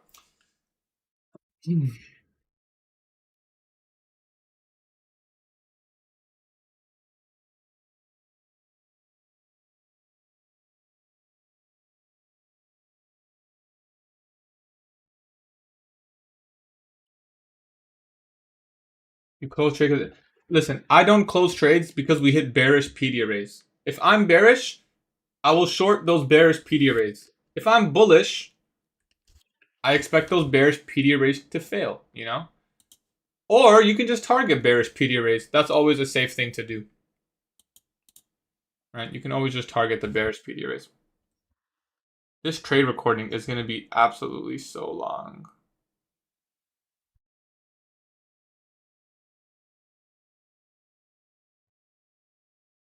Shit.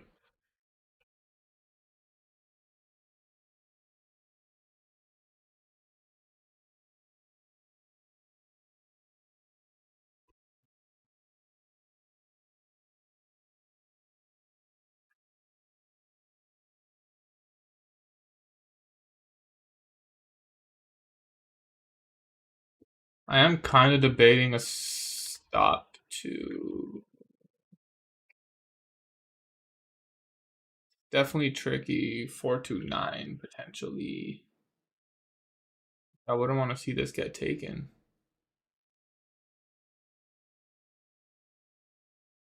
What, 42? Nah.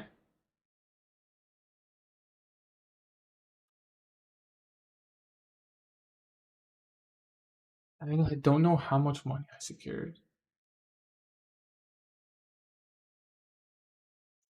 Oh, we secured 1% in partial, and then we have. Yeah, I think we just let this go.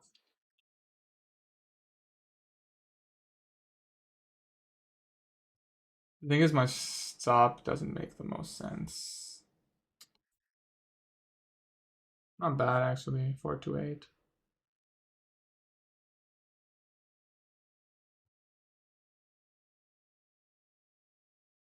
You get an iPad. Trading on an iPad is probably way better than a phone.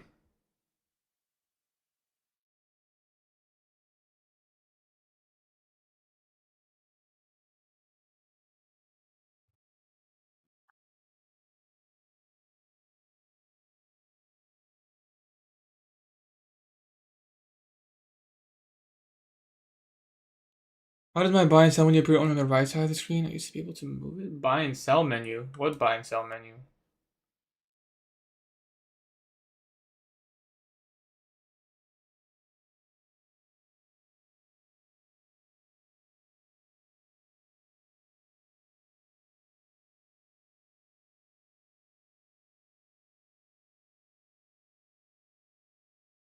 I don't think it would be a bad idea. I wouldn't, like, me personally, I'm not the person who buys 5-minute gaps, but I would make sure my stop covers that 5-minute gap. I would look for a protraction from the 5-minute gap. So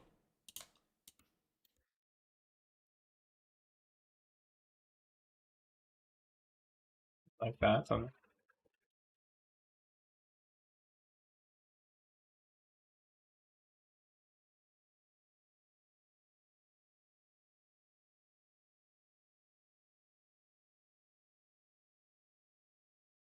So we've been in this trade for over an hour. First entry was 9:55. Second entry 10:43. It's now 11:07.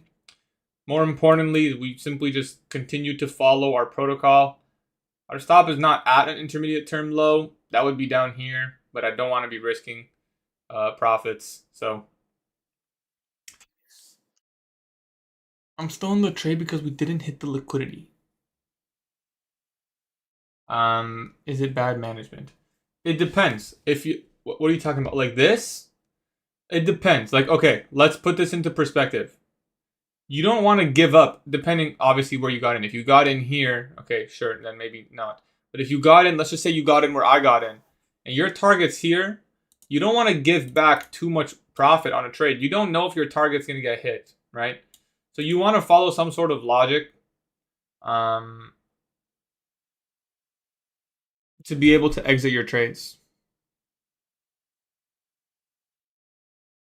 You the kid the new kids become friends with right before they get popular? Wait, that actually is a funny ass reference. That's so weird. I usually risk 1% on evals. You low-key the most wholesome trader I know. I just try to keep it real. Do show my journey. What do you think you can cut this out of fear? Don't you think you cut this out of fear? Sorry, what do you mean cut this? I'm still in the trade. I don't understand your question. Right now, my stop loss is simply covering this 5-minute gap. Technically, it should be here, but if we invalidate this 5-minute gap and we hit this OB and we extend, I think it'll probably just be wrong. So I like where my stop loss is. When I was debating stop loss placement, it was more so on ES because ES 5-minute gap isn't as clear. 4 to 8. I don't know what you mean by cut. Oh, you mean this partial? No, I'm just running down my equity. When you get the number of contracts on your screen, how do you adjust? There's a minus and plus sign.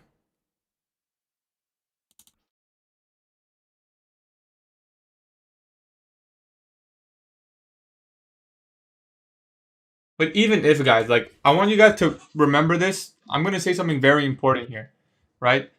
Let's say I did cut the trade out of fear, or I made a mistake, or whatever the case may be. It's fine. Like, what you do in one trade doesn't matter. What's going to happen is, okay, I made a mistake. I'm going to go to my journal and say, oh, I shouldn't have taken this out. It was out of fear. I see that now. I journal it. I reflect. I look back later on, and I try to make adjustments as it goes on, right? You don't have to get so caught up in what happens in one trade. The most important thing is you followed your system, because then when you reflect, it actually means something. You're reflecting on your trading, not your fear trading or, just taking random stuff, because you can't improve random, right? It's random. But if you continue to execute the same way every single day, it doesn't matter what happens today. We could have lost, we could have won, I could have pyramided and then got stopped, I could have trailed too early, I could have closed too early, I could have held too long. All these things, they don't matter in one trade, okay? What matters is you follow your process, you journal it, you try to improve from your mistakes, and the things you do well, you try to replicate, right? You don't have to get caught up in everything and try to get it perfect every single time right from the get-go. It's unrealistic, and it sets a lot of pressure on yourself, right? Maybe I should be closing my whole trade out here. I don't know, right? I think right now this makes the most sense. I'm trusting my system and process. and my targeting, I could be wrong. But I'm not going to sit here and stress about it. I'm going to just trust my process, and whatever happens, I'll journal it and try to improve for, going forward. Also, one trade doesn't mean anything, right? 20 trades, 40 trades, that's when you start making decisions about making adjustments. What do you have marked with the red line? This red line is 50% of the daily bullish fair value gap. This red line is the high of the daily bullish fair value gap.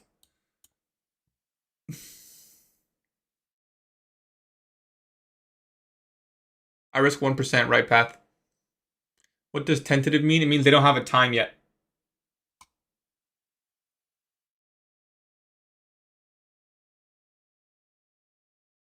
They don't got a tie yet. I don't want to see this be swept and then us move higher. And no more than that.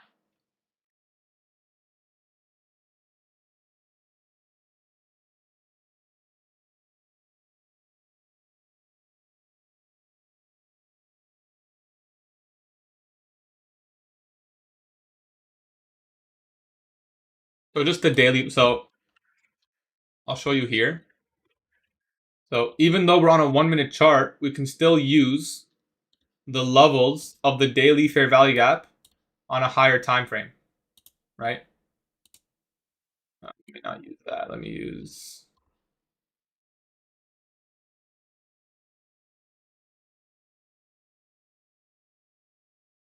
this, right? So let's go down to a 5 minute chart. These lines, remember the daily fair value gap, right? We go down, hit 50%, come back above, use that again, and move up, right? So you can still use it even though it's gone. Do you expect us to go to higher day if we inverse? The 5 minute? Nah. Maybe later, but it's a difficult situation. It could be more neutral. It could be a lunch, like a more of a, we just consolidate around here and then we go. Like, I think what's safe is this low, probably this low. Not probably. Like, I think this area down here is safe. Like, anything below 50%. I think this could be swept. And then we can still go. So it's kind of difficult. Like, I'm not gonna put my stop down here, right? Obviously. So it's kind of difficult. If we inverse the 5, I'd assume this could be taken. And that would be a discount 15. And that who knows what can happen after that. The 15-minute breaker here should also be respected if we're bullish. So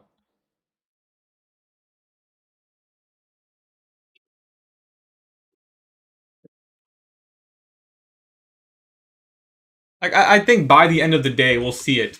But how we see it, like, it's kind of difficult. I don't think if we inverse, we'll just get like an inverse and then reinverse straight up. It'll be like something that we have to reevaluate completely.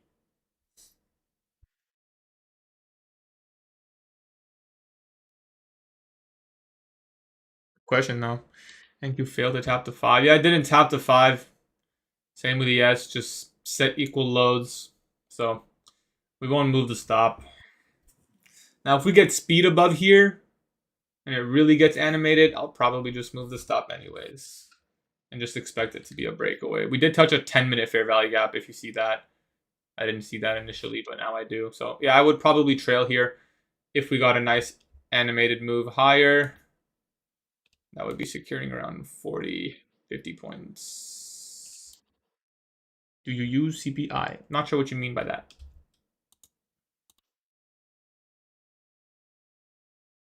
Technically, I could pyramid here, but we're not even going to get into that. We're just going to let it.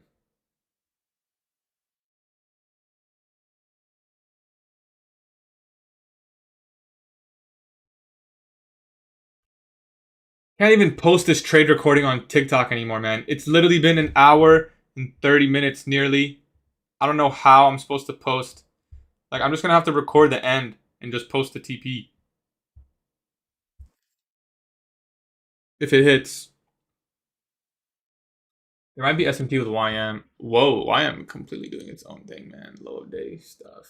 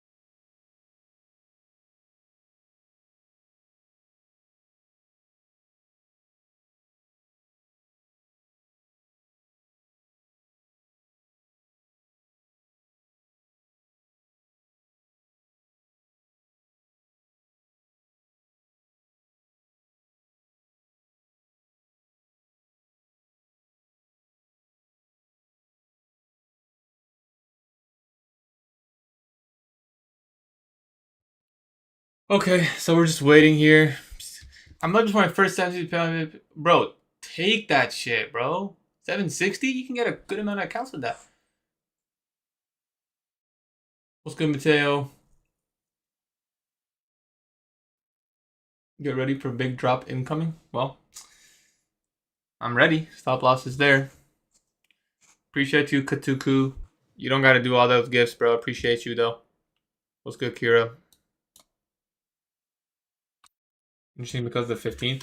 The general rule of thumb is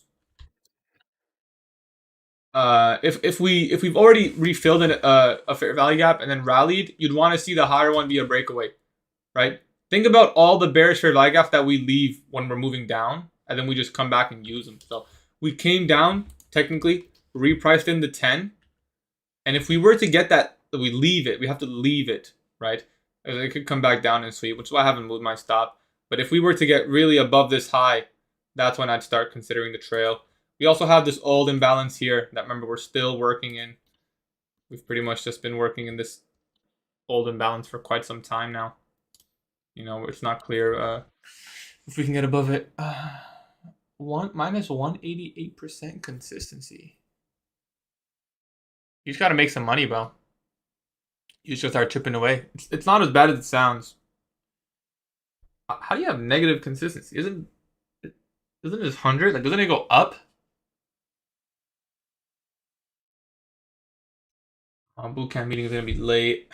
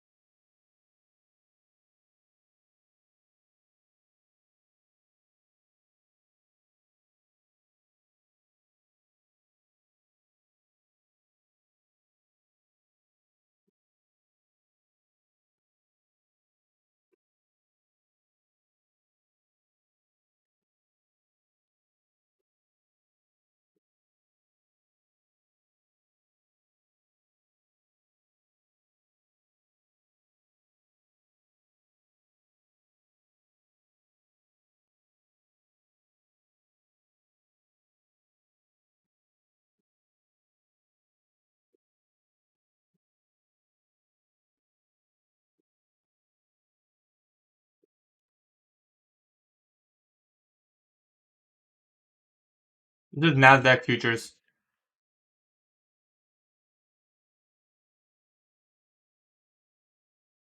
And I've been in this trade for some time now.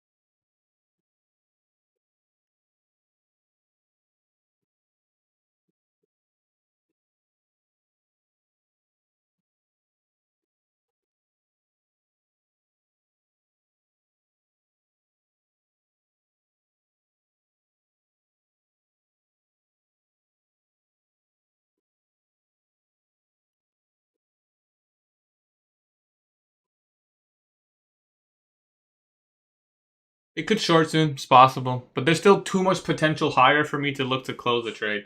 Just too much potential. Like, if we make a new all-time high, we're talking about another 150 points, right? So, and that's a very logical target.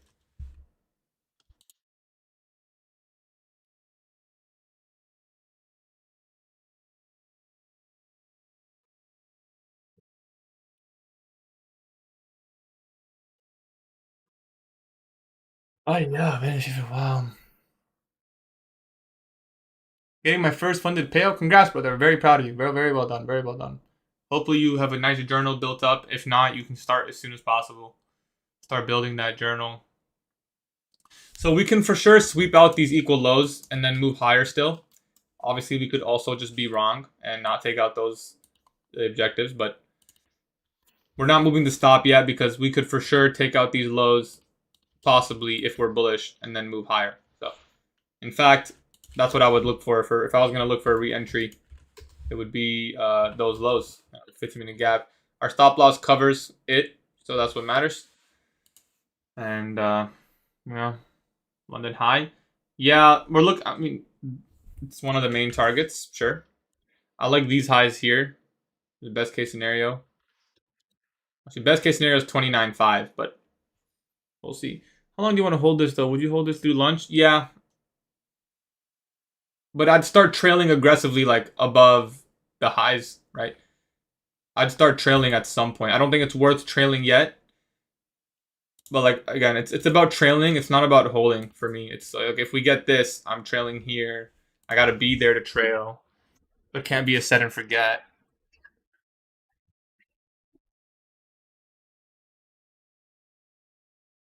So eventually I'll start trailing, right?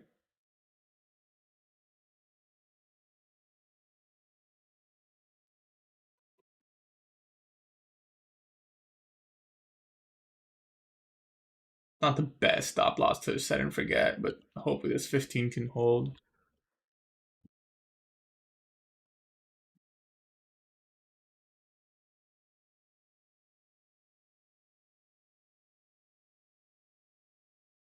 I know someone bought this inversion fair value gap and then just like left the chart completely. I guess it's still 3.5 hours. Not even the most. Okay, we should see a sweep of the lows.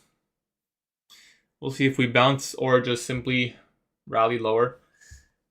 In the meantime, if you guys want to join, if you guys don't know, I run a giveaway in my Discord every single month. We're doing 8 alpha accounts, 1 iPad, exclusive sales, 10 Lucid accounts, and 10 $50 cash winners. If you use my code with any prop firm, always let me know. Send me a message on Discord. Yo, Gatie, I used your code. Can I enter the giveaway? Just tell me which prop firm you used it with. And I can add you guys in.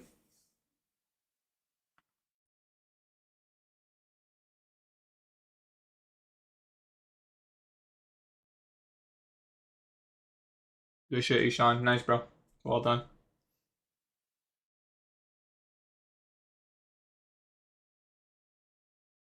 Yeah, our first partial was 115 points. That's crazy, actually. If Nasdaq wants to be good to us, it'll just move higher here. Then we can trail to 292. That would be great. Yeah, hopefully we get the reaction from the 15-minute. Exactly. If we're bullish, we should. If we're not bullish, man, then we won't, man. This trade's because of the cut. Yeah, this is not the trade I want, bro. This trade was very tough. Longest trade ever? Oh no, I've been in a lot longer. I've been in like 3-4 hour trades before. Longest trade in a long time though. That's for sure. This is a full daily power of 3 reversal. So definitely a long trade. So ES, there's SMT. Stop on ES is 428. So ES can still clear these lows for us. And my stop is still protected at 428. 1 hour bearish FG, my signal. Yeah, it's possible. If we are bearish, now would be a good time to start moving lower, right? Going into lunch, we can start clearing up sell side here, potentially. If I was bearish, I'd be shorting now, targeting this. I'm not bearish. I'm also in a long. But I'm just saying on the other side of things. Oh, I mean, if we're talking stocks, yeah, I've been in trades for like months. But like day trades. My chart colors? Sure.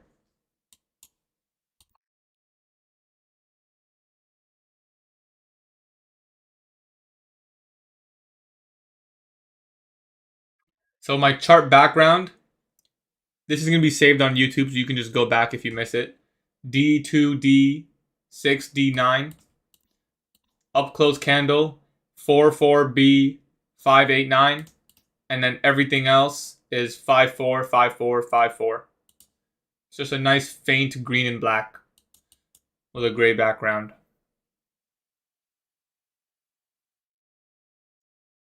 Been in the train. 29281. 289, 281, 2375.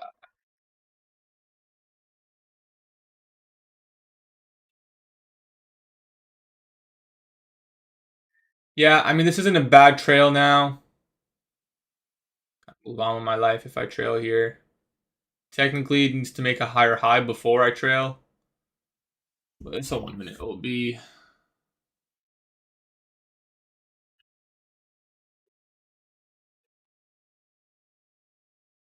Now the 30-minute gap's forming. Yeah, we're going to have to wait. We will wait for the higher high here. I mean, we'll wait for the higher high. Do you only day trade? No, I also trade stocks. Cleanest team so far. Appreciate you, bro. Means a lot. I went through a lot of. I'm so picky when it comes to my chart, so short of 293330, I long at 291212. I need candle times, bro. If you guys ever want to tell me a trade that you took, I need times. Which candle time did you short or long? The 2923, bro. I don't know how many times that was probably hit today, right? Like I have 29330.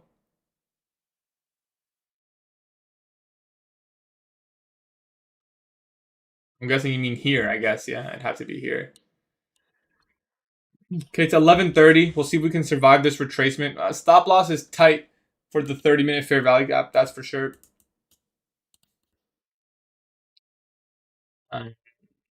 But it does cover. And for ES, I mean, we're pretty fine. ES definitely higher up. People think day trading can be something you do forever by itself. Do you agree? I think most people can't.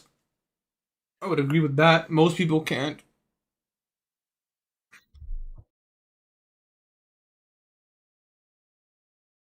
I think if you want to make really big money trading, it's stocks. I think stocks is like, I feel like that's what's gonna. And I feel like in 20 years, I'll have made more money from stocks. And with Propfirms, though, it's kind of a different story, I guess. How many accounts do you copy trade? Anywhere from 5 to 20. Depends on what I'm working on, what I have.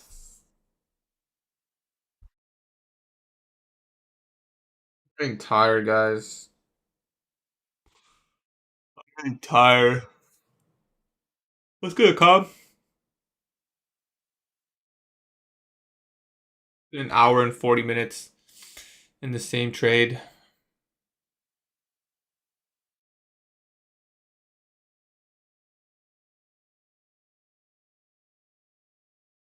See if 11:30 can send us higher here. 11:30 did initially rally lower, set a swing low. The 5-minute closes green.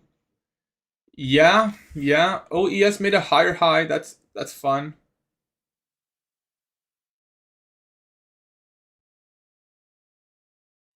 Is it time to trail here? All right. I think we can finally make an adjustment to the trade. 29281.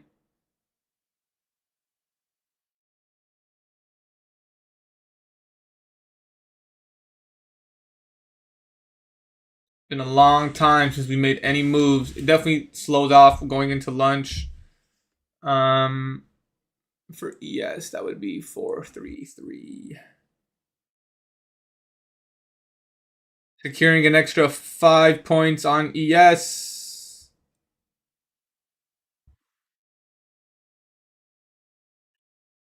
So essentially, it's the 5-minute low.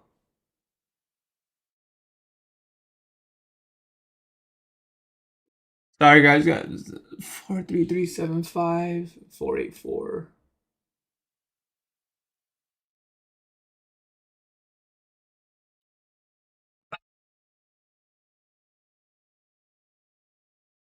taking every tick I can get. So we've cleared out the sell stop, saw an expansion higher. Idea is that hopefully we can expand higher. Let's make some annotations for this.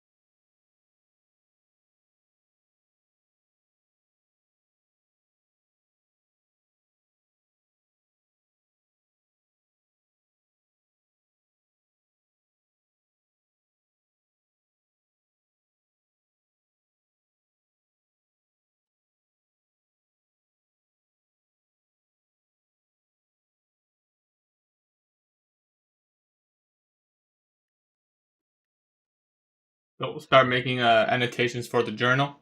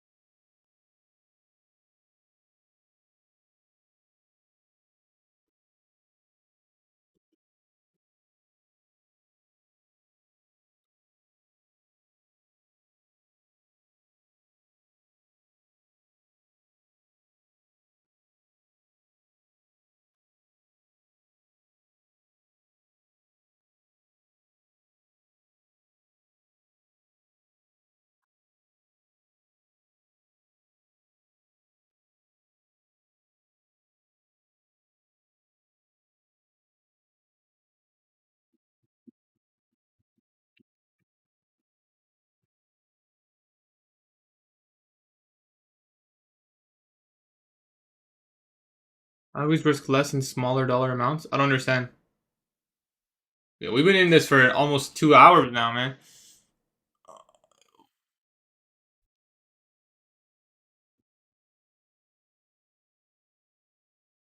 I've been in this trade for almost 2 hours, so I'm going to break down why we were looking for longs today. Pretty much, we're looking for a higher time frame. Hold on, I'm going to restart that. My fault.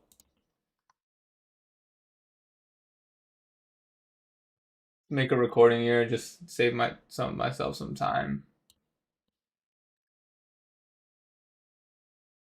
I've been in a long for almost 2 hours, and I'm going to break down what we saw in order to take a buy today. The initial entry was at 955, and then we added a contract here, and we also took this on the S&P 500, which happened to deliver a lot nicer. Today I was looking for longs very simply because we were inside the daily bullish fair value gap. This red line is the top, and this red line is the 50%. So at 9:30 the market sells off. In the first 30 minutes, we got an SMT at Asia low. We're at the 50% of the daily bullish fair value gap, and it's 950 macro. We see this expansion. I take my first entry. We get a very deep retracement, but we respect the discount PD raise. Market comes back into the inversion fair value gap. We see another expansion. We're starting to see signs of bullish order flow respecting this fair value gap speed. Then we get a retracement into a 5-minute fair value gap, and I add another contract while trailing my stop. Took my first partial here above this high inside this bearish fair value gap. Now we've trailed the stop into a lunch low, anticipating it to continue higher, and we'll look to take targets even higher than that. And this is basically the breakdown of the trade. That was pretty good, guys. What do you think? My TP on NQ is all-time high. Should I close if ES takes all-time high first? That's something you need to decide as a trader. I will definitely be taking the bulk of my position off at that case scenario. I may even take a partial here on ES. Just running down equity. Yeah, let's do it. I'm going to partial here on ES, guys. The last one is running for the best case scenario. No more partials. 7-4, 54.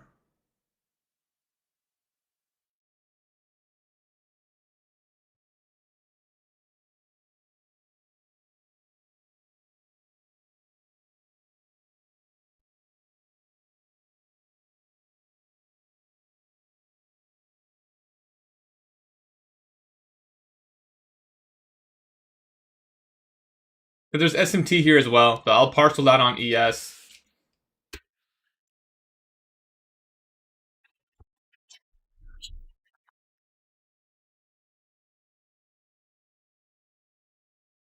One hour order block. My TP is 362.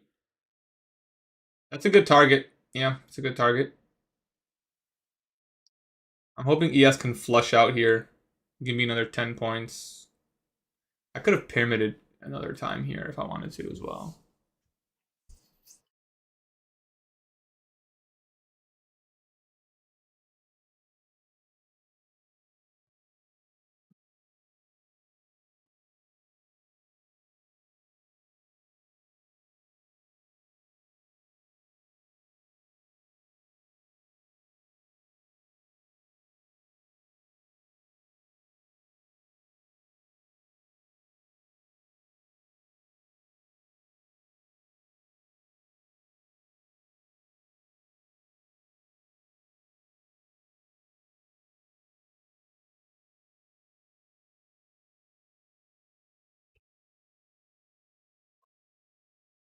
Guys, this is the most. This is gonna be the biggest amount of points I've caught in 2026. Our first entry was at 412 on ES. 412. That's 32 points. Potentially a 42 point runner. Potentially, we don't know. Could still fail. We don't know. We don't know. This shit has been going on for too long.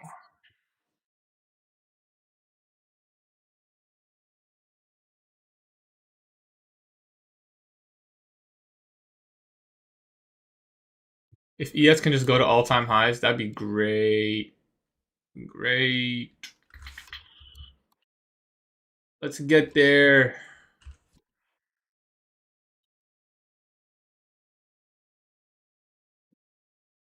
New all-time high.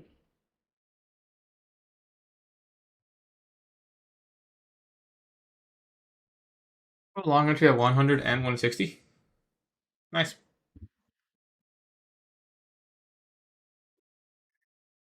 All right, we can probably trail to a little bit tricky here, but I think 300 should suffice.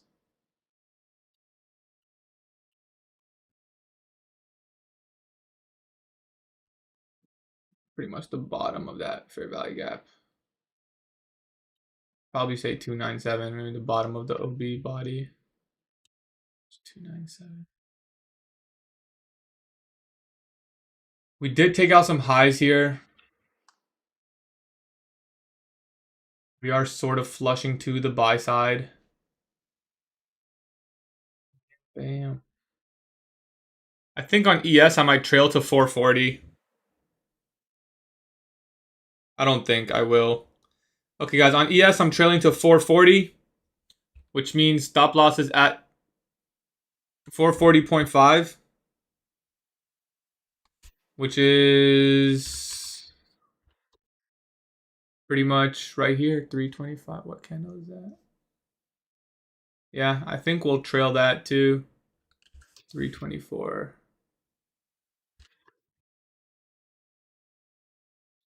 324.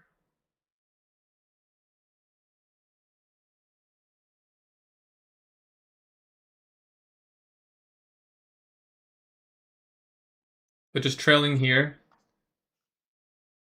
324.50. Same thing on ES, trailed. Came back to say good stuff. Thank you. Yeah, this was a difficult hold, but we got the job done.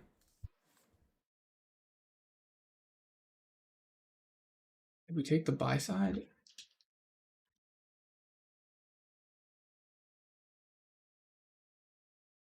I'm gonna partial that. That spike through the buy side. Rest of it is being left.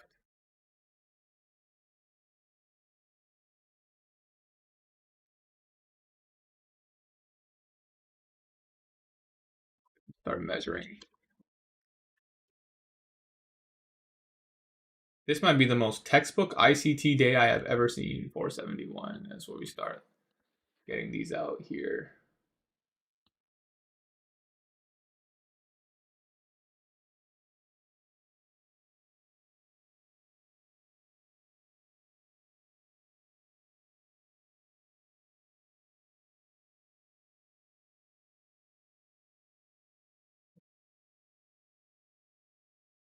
Start trailing 334.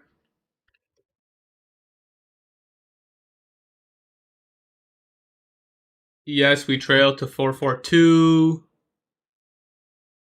442.25. So just trailing now.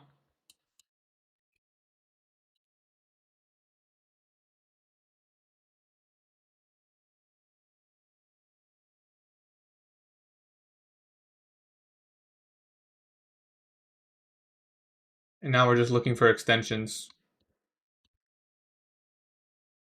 Yes, I really like that being aligned twice. Pretty much with the rejection block there at 420.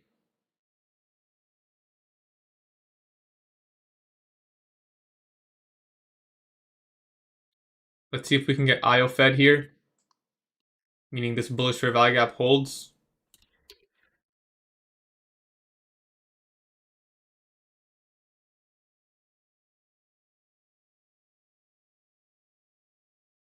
Almost out on ES. My stop is 442.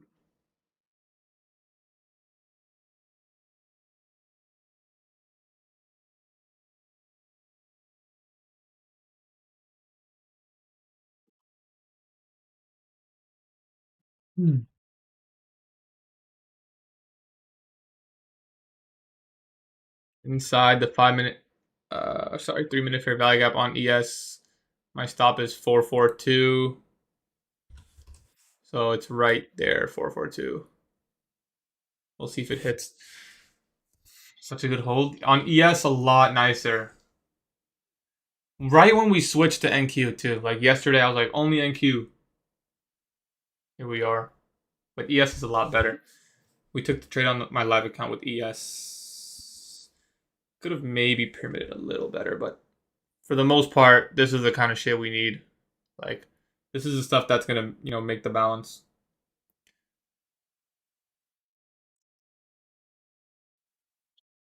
ES should hit the all-time high quicker than the NASDAQ.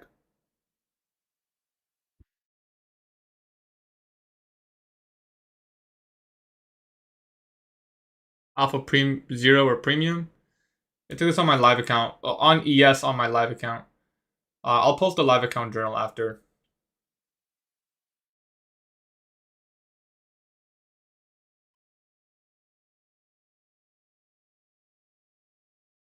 I think 402 is fair, and we'll do something like this. Something like this is pretty fair.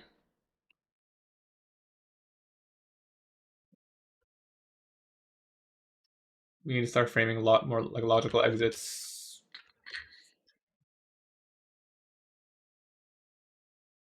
Next trail will be 358. If we get there.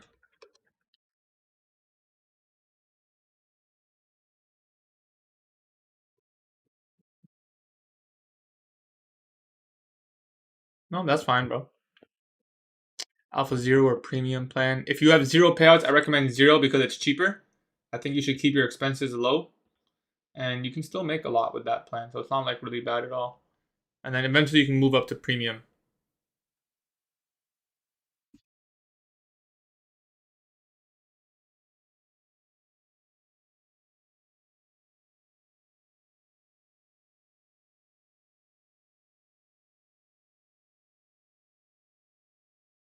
At those 2 wicks on the 5-minute. 50K for the next bolt is very good to start building a bankroll. Daily payout accounts are really good for starting to get some money into your bank account because you can request often. Should I enter? That's up to you. But if you're asking me if I would enter again, hypothetically, right here, no. The entry would have been at 1132. You could maybe argue 1141. You could argue if we get above 384 to here. So, like, you could make an argument for something like this. But your stop would be a 5-minute gap, which is not ideal. As opposed to entering after we traded into the 5-minute gap. Okay, ES is very close to taking us out at 442. I mean, we made a high up. What are we looking for? An extra 10 points, yeah. On daily payout, you do have to make a buffer. Pretty much every firm with daily payouts, you got to build a buffer. Okay, we're no 5-minute gap.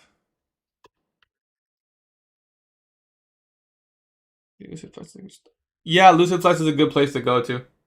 Lucid Flex, Alpha Premium are pretty similar. Only difference is Lucid Flex, you're gonna want to build a buffer, right? So you're gonna just work on that account, forget about it, try to get that $2,000 buffer, and then you go for it. Was it Alpha? Yes, it's Alpha.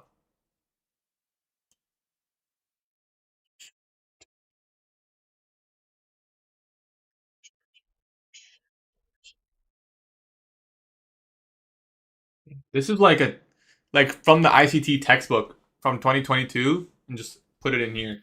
Although delivery was messy in here, but in terms of like study, like this shit looks exactly like my study journal. Am I stop at again? No, 5-minute fair value gap. Okay, we'll see if we can flip this candle and bounce. Otherwise, I'm out on ES. Nice. Very nice. So these are my ES executions. I'll post it on Twitter after.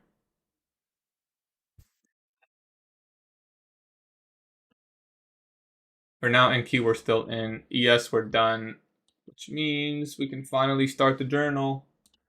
It's freaking 12. Hopefully we can get out here.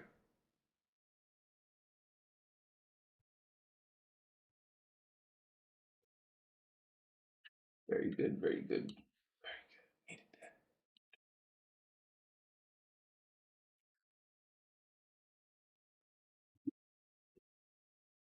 We'll take it.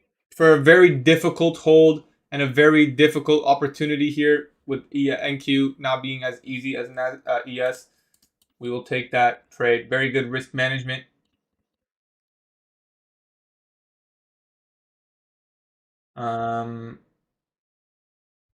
What was the trade rating on ES? Exactly when I entered first. So I'll show you guys my journal. The first entry was 955. 955. So the first trade I took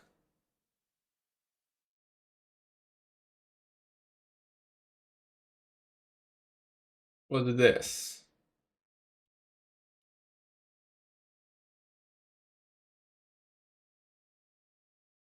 It's essentially like kind of what we basically got, but we had pyramids. 2 pyramids. 950, 955 I entered. At 714. Fill. So essentially like this. 9:55 a.m. and the final exit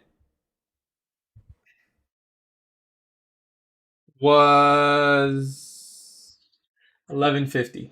It's pretty good lunch macro exit. Took this on ES. I think I had a total of 4 contracts. I'll show you guys my journal. When there's a low resistance protocol. This was a 930 reversal model with pyramids. We had pyramids, partial, trail stop loss, trail TP, SL hit, TP hit. All the checklists. We were looking for weekly, daily, H4, and that's why we had a big move. Confluences, all 3 of them. Trade checklist, risk management, all good. Trade rating. It's a pretty good freaking trade. I mean, we got to get that at least a 9 or 10. Like, not because it hit TP or because it moved higher, but because it aligned with the higher time frame, had a lot of confluences at this low being protected, broke above the sell side. Yeah, it's a good trade. Very good risk reward. The trade rating's got to be like a 9 to 10 for sure. I'll go 10. I'll go 10 because I haven't put a 10 yet. Appreciate you, Ryan. Execution rating. How did I trade that? Okay, let's see on ES here. First entry was good. Second pyramid was good. Probably could have pyramided one more time. The trailing was pretty good. Maybe a little bit too aggressive here, but I mean, we're not working with much. If I had another contract, could have been different. I'm going to give myself a 9. Possibly could have pyramided once more. But again, margin. There's always margin issues. Very content with this. A+. Sample day aftermath. Swept me out for trailed SL. Then rallying higher. Seems like it will run all-time highs now. Final target, but will revisit after. And that's everything, right? Save the trade. We're done. Straight from the pre-market plan. Where did I take all out? I didn't take all out. I got out very good exits. I'll be honest. I got my first exit here. Second exit here. Third exit here. And the last one was this low. Well, actually a little bit higher, 442. So here. Essentially, all my exits were in here, pretty much. Payouts consistently? I was, but we haven't gotten a payout since March. We got denied payouts. I feel like it was just robbery. That kind of set us off. But yeah, like we'll get consistent payouts. I've had like a run where I went like 6 months, taking at least one. January was very good. We got a lot of consistent payouts, so we'll bounce back. It's been April wasn't actually that bad. It was February and March. Where did you took out on ES? Where do you journal, brother? That journal is my personal website. Built it myself. Well, boys, I appreciate you guys coming through the live stream. I'll post this on Twitter, full breakdown and everything like that. I will see you guys live tomorrow. Exact same time. No PM stream today. I'm taking the rest of the day off. This was stressful, mentally taxing. Don't want to lose those profits. I will see you guys tomorrow. Same time. Take care. Till next time. Peace.